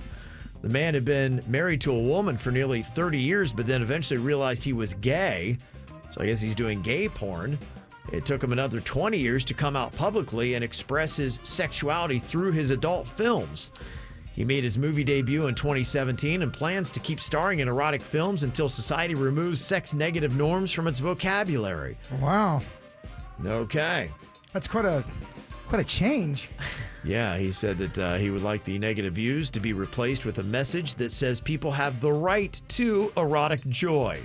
Okay. Look, I agreed to they have the right to erotic joy. The right to erotic joy. In fact, we would like to submit Jaybird's face as the face of erotic joy. Mm-hmm. Your grilled cheese is erotic joy. He can't stop looking at him, Kevin. Oh, I know. He's just staring at the grilled cheese. I don't think he's heard a single word you've said. No, all day. What? No, that's not true. Okay. Oh, come on. My engagement's at least like 80%. Okay. They do look amazing, by the way. I mean, did you show that off on camera yet? I have. It's just. They look good. It's so, golden brown. The witch knows how to make a grilled gooey, cheese. cheesy, just everything you want, look huh? Looks like a damn photo shoot. It does. I know what you like. It's good stuff. You do know what I like. It's good stuff over there. It is. Thick and cheesy. A team of researchers have found that the medical benefits of women using vibrating love toys are strong enough to warrant doctors prescribing them to female patients on a regular basis. Huh. Can you imagine walking away with a script for that? Can you get that at the pharmacy? I guess you can. I don't know if they're going to also write the size you need, but or the speed, but Well, if you got a good one, Kevin, they have several different speeds. Oh, okay. Like an oscillating fan. It's not all about really? high. Okay, yeah. See, I've never purchased one. There's a low, medium, super fast. Oh, wow. Okay. Put it on jackhammer. Okay. Don't break that thing. Okay. There's a British man who works as a school teacher who earned a Guinness World Record when he freestyle rapped for 39 hours, 37 minutes, and 54 seconds. Don't get any ideas, Bird. Freestyle? So if it's No. freestyle, it can't be good. I mean, there's no way anyone's that good for that long. I don't know. Good afternoon, good evening, shall I say, to everybody watching, and good evening to the people at Guinness. Just want to introduce myself briefly before we start. My name is Danny Alcon. I go by the artist name of Dalcon, and today I'm aiming to do the to break a world record called the longest rap marathon. Get to I it. know. It's the 1st of April today, so We don't need the date. Fool's Day. Got a couple of clocks there and digital clocks, Lord. so everybody knows. All right, let's try and give it a start then. All right. Are we ready? No. Let's go then. Jeez. Right, yo. We're ready to go. Raw, stone. This is why I'm here, so I'm ready, yo. Life's a competition, survive a daily mission. I just want you and I to be in a better position. Okay. That was very underwhelming. Yeah, that was not a great clip. The best part of that clip was this grilled cheese I was eating. Yes. It's a good thing to keep them handy. You never know we're going to have a bad clip for you. Keep eating. Okay. Yeah. Okay. And that is your whacked out news. All right, 2 truths and a lie. We're going to hear 3 different stories here. 2 of them will be true. 1 of them will not be. You have to try to figure out who the liar is here today. We're going to start off with Suits. He's got our first story. What you got for us today, Suits? So there was this time a few years ago. I was on a cruise ship, as I normally am. Yeah. I know a lot of these have a theme. When you're not here, you're on a boat. Basically. So there was this one time we were docked in the Turks and Caicos, and the way the dock is there, the ships are really close to this small beach. It's kind of like unbelievably close. And I was standing out on the promenade deck. I like to go off on shore, come back a couple hours before the ship leaves because there's nobody on board, so it's really nice and quiet. Oh, yeah. Best time to be on board. You can explore without other people's germs. Exactly. Yes. There's nobody on board. I love that. So I was hanging out on the promenade deck with a drink, which is the lower promenade deck, around like deck 3 on this ship. And there were a couple of guys who were probably about my age, early 20s, and they looked like they were filming a YouTube video. They were being a little annoying, so I moved a little further down the deck to get away from them. Suits is in his early 20s, but he's very annoyed by early 20s. Yeah, I know. Some of these people really just get on my nerves. He doesn't get these Gen Z. It doesn't work for me. No. Well, the guy has, I noticed he has a GoPro on his head. I'm like, well, what the hell is he going to use that for? Dumbass jumps off the deck. He jumps into the water from deck 3 and swims to the beach. What? Whoa. I guess he was desperate for a YouTube video. I'm like, you did not seriously do that. I mean, I know we're not moving and the beach is not that far away. Right. But yeah, he jumped off, and I saw a crew member come over and yell at those guys afterward. I don't know whatever happened to him. I imagine they probably caught him and kicked him off the ship, but I couldn't believe the guy actually did that. I saw him swim to the beach. He made it. Wow. Dang. But yeah, I guess people will do anything for a YouTube video. Okay. How did he not hit the bottom? I guess it's deep enough for those ship stock. I don't think that they dredge the water there so that the propellers have clearance. You got to have a lot of depth to get those big old ships in there. You can actually see from above a lot of times the big channel, like where they've dredged it. Wow, that's scary. Okay. All right, Virginia's drinking it in. That feels true, Kevin. Okay. Is it? We'll find out. We got 2 more stories to hear. Oh, yeah. Okay, Bird, what you got here for 2 truths and a lie? And maybe, just maybe, this is why I am obsessed with UFOs, aliens. Must have been 1984. Couldn't have been any later than 1985. Aunt Ann is coming back from the grocery store, Pantry Pride, Lake Park, Florida. Yeah. Comes back and she's a wreck. She goes, oh my gosh, there's a UFO that's up in the sky. And it's horrifying. I mean, she's very panicked, very upset. We obviously go outside to see it. It's about 7 p.m. at nighttime, by the way. Okay. You have a question? Well, was she a big believer before then? She always had an interest in UFOs. That was me and Aunt Ann's common connection. Always loved that kind of stuff. So she's freaked out.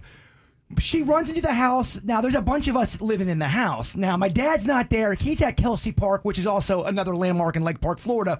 My mom goes, what's going on? Go in the front yard. There is a huge UFO out in the sky, and it starts to fly away towards the water. Yeah. So my Aunt Ann and my brother Ted get in the car, and they try following it around. Now, my mom is in full panic mode. I don't believe any of this. Back at the house, I'm freaking out. All the kids are freaking out. My mom is freaking out. Full-on panic attack. My aunt. So much drama at the Pennington house. So much drama. I'm hiding under a bed. Oh, they can't find bird. the UFO, so we're all freaked out. Yeah. We find out a couple days later, I guess there was some kind of graduation party in the neighborhood, and somebody rented what looked like to be a UFO, and it said, "Congratulations, Richie," on it. So what we thought was a UFO, our own version of War of the Worlds, was just some kid's graduation. Panic at the Penningtons. But my gosh, and we did not. It was the 80s, dog. We didn't know people had contraptions like that. Horrifying. But maybe that's why it had a profound effect on me. Thanks for nothing, Richie. Yeah. Congratulations, Richie. Oh, freaking Richie. We found out to the grapevine. It's graduation. Wow. Okay. Quite a story. Okay. Is that real or not? And Denny's, what story you got for us today? Well, yesterday, guys, had the topic of celebrities you've met and hung out with. Yeah. And I actually met and hung out with Blink-182. It was the first Warped Tour they're at in Pompano. Wow. And funny enough, Eminem was performing on stage, but that was back when rock music was big and everybody was booing him. So while all that was happening, we saw Blink-182, which was my favorite band at the time, and they used to have an old drummer, Scott, who had just left, and they replaced him with Travis Barker. So we were trying to get backstage to see who this new drummer was. So we saw him loading in equipment, and me and my friend just grabbed some speakers and carried them in and got backstage, and we were hanging out. And I was talking to Tom DeLonge, Mark Hoppus, and we saw Travis Barker come up. Well, the stage manager saw me and goes, "Hey, can you get the drum tech for Travis Barker?" But I don't even know who the drum tech is. So I'm looking around grabbing people, and they realize I'm not supposed to be back there, and I got kicked out. And my friend got to chill the entire time back there. He didn't get kicked out. Dang. So I got to hang out with him, but I did get kicked out by the stage manager. Just grab speakers and look like you know what you're doing. That's what my mom always told me. If you want to get in anywhere, just pretend like you know what you're doing there. When in doubt, act like it's a Mentos commercial. Kids, Google Mentos. Okay. All right. Virginia, you heard 3 amazing stories. Suits saw a guy jump off a cruise ship from the 3rd deck and swim to shore. Bird had an episode of the Panic at the Penningtons. War of the Worlds Lake Park style. A UFO sighting Hashtag turned out to be a graduation decoration. happy graduation, Richie. You ruined our day. Congratulations, Richie. And Danny sneaks backstage at a Blink-182 show in Pompano. Okay. Wow. Which one of these do you think might be a lie, Virginia? I mean, I was just drinking up Suits' like soup. That one felt so real. Okay. I can see the guy jumping off the boat. It's happened before. There's been that story where people have jumped off. Now, he said from the third. Yeah. Deck. Okay. 3rd story deck. Promenade, I believe. Now, Suits could easily just be borrowing a story that has already been in the news before. Right. And taking that as his own. Now, the story with Bird, it's an amazing story, but as much as he talks about UFOs, I don't know if I've ever heard that. Have you ever heard that story, Virginia? I've never heard the story of Richie's graduation. Do you think he left one UFO story out until now? No, I've heard all of his cat stories. Yeah. Denny sneaking backstage at a Blink-182 show in Pompano. He got a lot of the facts right about the drummer and they having a drummer before Travis Barker, all that kind of stuff, all works out. If he's lying, he's done his research. He has, but, he could have easily just put himself into a situation. And I will tell you, the Pompano Beach Amphitheater is kind of one of those places where you could see maybe there being some lax security. It's not one of... If you're going to get in. If you're going to get in, that would be the amphitheater to make that happen. No walls. Yeah. Yeah. Early 2000s. Yeah, so that could be. But Denny's could just be borrowing a story from what he already knew to be true. He went to the Blink-182 show, didn't make it backstage, and that's what he's making into the fake story. Sounds like we got the crew rattled, Denny. Oh, yeah. Well, those are the reasons why all of them could be a lie. I believe was Suits our liar last week? Do you remember, Virginia? I know I guessed Jaybird and I was wrong. I think it was Suits. It could have been me, though, last time. Oh, it was. That's right. It was Denny's that had the lie last week. We can't remember, Kev. Yeah. Oh, okay. So what I was didn't the know. story last week? We can't remember. I know. I thought it was Jaybird, but I was wrong. Yeah, that's Because every right. week I think it's Jaybird. I think I just don't trust a bird. Yeah, we I gotta get into some therapy to discover why I don't have trust issue. God damn. I know why I don't trust you. I need no therapist. Okay, let me see. Suits would be the most believable, but is that the reason why it's the biggest lie? Right. Kevin. Oh, these guys, they're getting better. Oh, yeah. These are all very tricky for many different reasons. But I think I'm going to land on the Bird with this one, the Panic at the Penningtons, because I think I would have heard this before. Yeah. I think that's what I'm The going panicked Pennington stories are always great. It's also possible I've told you the story and you tuned out. It's possible. We do tune out of your stories a lot. But I think I agree with you. I think Jaybird is the liar. with. Okay, you're going to go with Bird being the liar on this one. I'm not positive. Okay, all right, well, that's just it. We've got the poll up.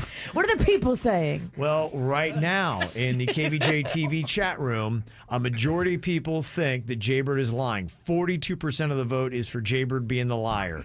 Denny's in his Blink-182 story, 32% think is fake.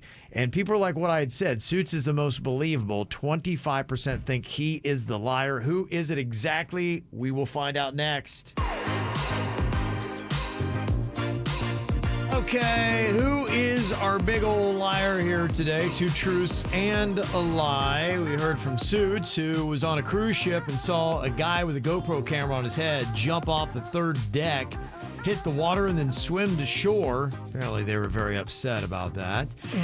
Bird told a story about back in the 80s as Ann seeing a UFO, came back and got the whole Pennington family panicked. They later found out that the UFO was actually a graduation decoration for Richie. A real UFO, though. It was a flying object. Unidentified to you, I guess. No, it was a real UFO. It was a UFO, it was man-made. It looked like a UFO. Do we know if Richie made it or bought it? It was made, but it was a big-ass UFO that either rented. It was made to look like a UFO in flight flying around the area. So it would scare people. Okay. That back in the 80s is that kind of technology available. Richie. Denny's talked about how he snuck backstage at a Blink-182 show in Pompano. They even mistook him for one of the people who was like looking for the drum tech. Yeah, one of the roadies. All right, so which story is the absolute lie? I was leaning on Bird's Panic at the Pennington story with the UFO. The voting has changed a little bit. People still think it's Bird. He's got 37% of the votes in the KVJ TV chat room. Denny's has 35% with his Blink-182 story. Suits is now up to 27, so people are kind of like really torn on this. That's great, boys. Yeah. Split. I'm leaning on the Bird story still. Going with the Panic at the Penningtons as being the lie. Virginia, what do you think? Yeah, I agree with you. He's covered in butter. I'm voting Jaybird. Got to go Jaybird. Okay. All right, so there's 2 for that. We agree with the chat room. Who is our liar here today? That'd be me. Suits! Okay. Wow. How about that? Gotcha. How did this happen? Yeah, I actually know. I saw a YouTube video of some dumbass doing that. And I'm like, oh, that's great. I'm going to take that. Kevin, you called it. Yeah, exactly what you said. So my brother's back in town, and I'm telling him we've been doing this bit. I go, I'm running out of stories, man. Do you have anything you can remind me from our childhood? And he told me, it says, do you remember the whole UFO thing? And then I go, holy crap, I do. It was a giant UFO. Right. So when you would go outside, it had lights. It was flashing. Oh, wow. So Richie, in the middle of the 80s, to Kevin's point, you didn't know that kind of technology existed, but I guess it did. And we found out there was a big graduation party in town. And Richie's parents are actually aliens. I don't know. But I'm hoping, does anybody that lived in Lake Park in the mid-80s remember seeing that? Do they remember Richie? It was massive. Wow. And we were freaked out. Okay. How about that? That's some How crazy old were stuff. you? I mean, if it was, I could not have been any older than 7 or 8. Okay, so you weren't high. No, but I think it had an effect on me. It freaked us out. It obviously shaped the man you are. Yeah, no doubt about that. You could save yourself a lot of time and a lot of money and a lot of hassles just by going onto the KVJ Show Facebook page and reading this thread of the most disappointing places that you can go for a vacation, places that are just overrated. And a lot of times you will notice that if you're on the road and doing a road trip, it almost seems like the more billboards they have, the less impressive the actual event and the spectacle is going to be. It's crazy how the heck they promote those things, and you get there and you're like, what? But then some of it draws you in. You're like the world's largest ball of twine. You're like, I don't know, that could be pretty awesome. I kind of think it's pretty awesome. Yeah. I'm a twine guy. Yeah. Yeah, but that's 5 minutes, and you're in and out. You're right. How much time can you really rock it at the twine ball? All right, kids, we're going to spend half the day. What? Modern day kids, they're not putting up with that crap. Oh, modern day kids. That's going to be a mutiny. Mm-hmm. Now, there are a lot of the same comments. So if people were saying this over and over again, I would have to agree with them. Yesterday, one that we had talked about was Plymouth Rock. It's just kind of a medium-sized rock, not even that impressive, and it's got 1620 on it, where the Pilgrims apparently came to shore in America, and people are like, you go there, you're like, that's it? Okay, all right. How far of our way do we go? How much money we spend to be here? It's not worth it. Nicole, who said Plymouth Rock, also said Area 51. She said it's a hot, dry desert in the middle of nowhere, and it's really underwhelming. You can go and basically see a mailbox, and that's about it. It's one of the dumbest things ever. And if you get too close, they threaten to shoot your ass. Yeah, so I can see if you're into aliens and UFOs, if you're a big enthusiast, you might be like, we got to go there. And then you get there and you're like, I'm not really seeing anything. Don't go there. Go to Richie's house. Say you go there, you see a UFO. Congratulations, Richie. Yes. Richie's house is the place to go. That's where it wound up. Virginia loves this Richie guy. I do. I love his act. Sounds like it. He was doing things nobody was doing. You're right. Amber said to add to the Plymouth Rock, the Blarney Stone in Ireland. Very unimpressive, a waste of time. Don't do it. Yeah. And if you're going to kiss the Blarney Stone, which is what you're supposed to do, are we not at all afraid of like getting lip sores? Because if everybody's kissing it, I certainly don't want to kiss it. Could you get the herp from the stone? If you kiss the same spot where somebody with the herp just kissed, you absolutely could. You get it from a drinking cup. Okay, so do we put this under Virginia facts? I'm not trying to start a fight with her, but can you get... if somebody kisses the stone... It's how long that can live on a surface, and I guess depending upon the surface. So I could see, there being some truth to it. If you went right in and it was still especially a little moist from herpified lips. I feel like it would have to all align up to going so wrong for you for that to happen. Well, I know people that have caught it from a drinking cup that they drank after somebody else that had one. So, I mean, they didn't drink right away either. The cup was sitting there and then the person picked it up later and then got it. So you're talking herpy residual. Yep. Okay. I don't know how long it lives, but it lives. She's not a doctor, and half her facts are wrong, but for some reason, Kev, I believe her. Okay. It's grilled cheese day. I believe you. We can't fight on grilled cheese day. I believe everything you say. Yeah, somebody said, you guys talking so much about grilled cheese, I had to make one for breakfast. Good. Yeah. Good. You'll go to work today with a smile on your face and a pep in your step. They went Havarti and Chipotle cheddar. Ooh. I don't know about that pep in your step. I've had 2, and I'm a little sluggish. And you're not going to poop till Friday. Part of the problem. Some of the other ones that people were saying on basically tourist traps that you don't want to get yourself caught up in.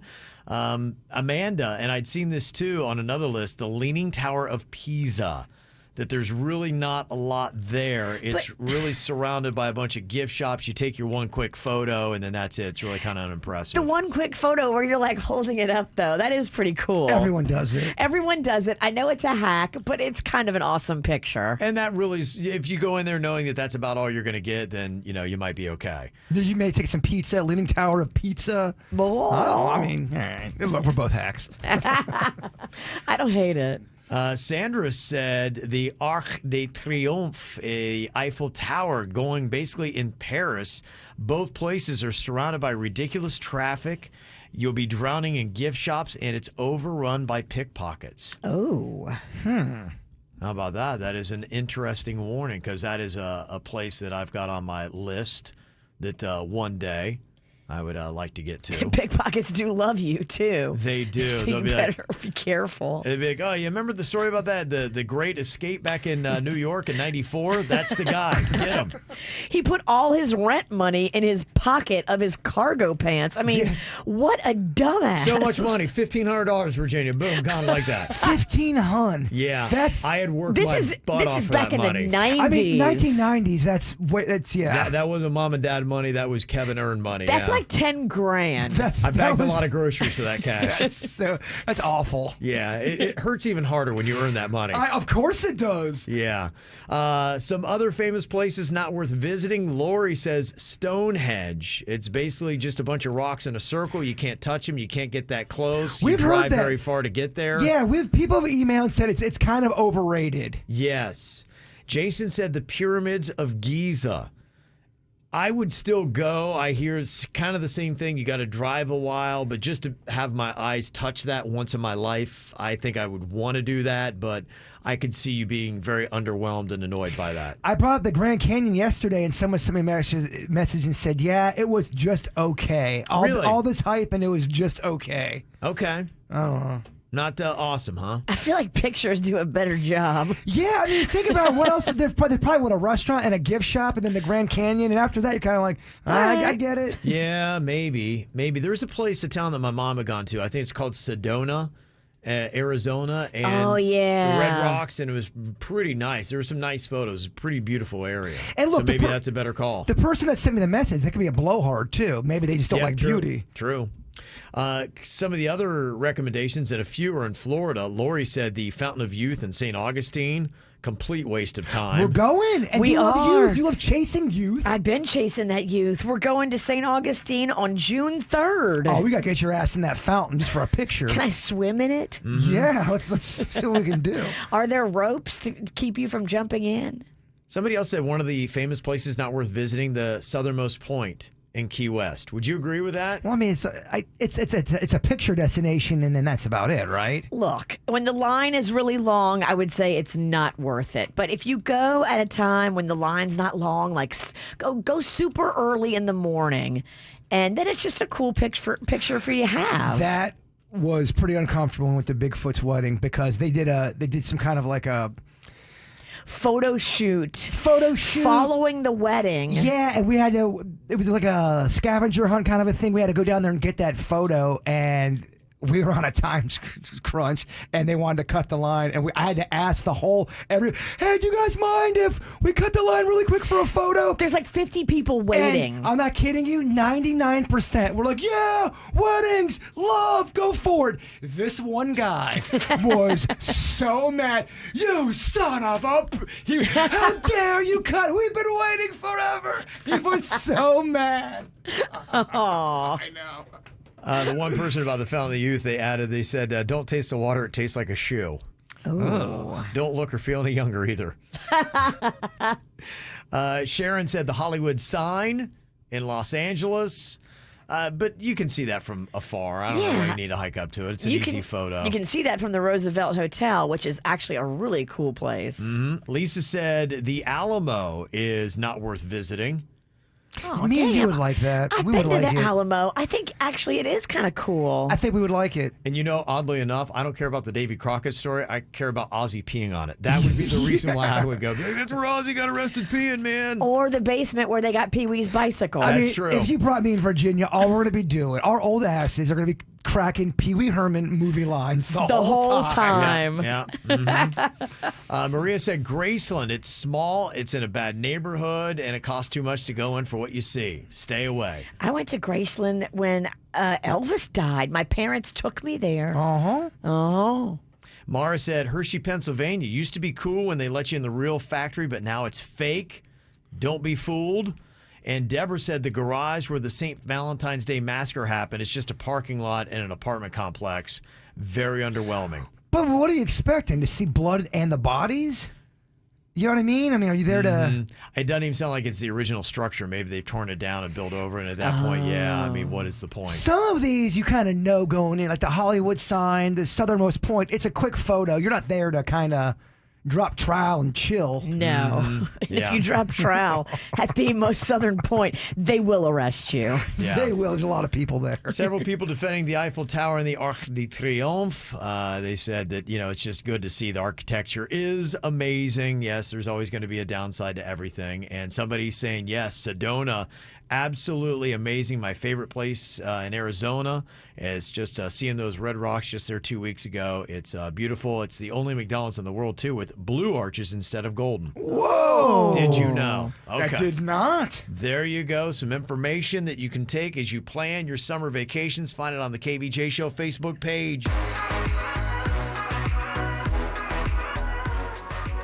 Well, very excited for today because it is National Wine Day, and it just so happens to be on Wednesday, Wine Wednesday. There's going to be a ton of happy hour deals are going to be going on for wine today. Don't they have like wine down Wednesdays? That is, yeah. A lot of people will take that little cheesy slogan and use it, but hey, I don't care. It can be cheesy all you want. I got a little wine deal. I got a bottle of Snoop Red ready to go at my place, unopened. Who's in?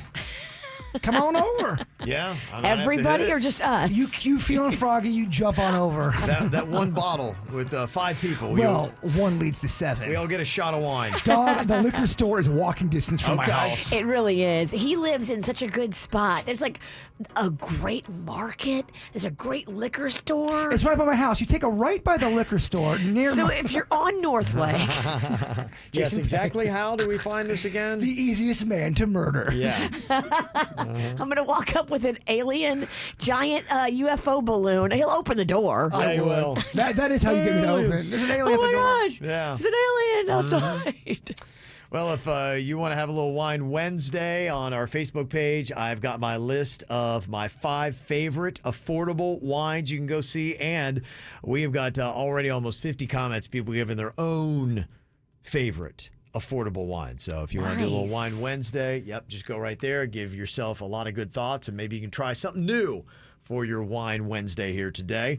Got the After the Show podcast. That is going to be on deck here. You can watch it live on YouTube. No problemo. It also is going to be on our podcast app, WRMF. You can download that. You can find us on Spotify or anywhere else you get your favorite podcast. Bird, if you would get us there with your thought for the day. Take this one, into the day with you. Okay. Don't stress the could has. If it should have, it would have. Oh, it's almost like a tongue twister riddle, too. Yeah. I love it. The KVJ Show on 97.9 WRMF.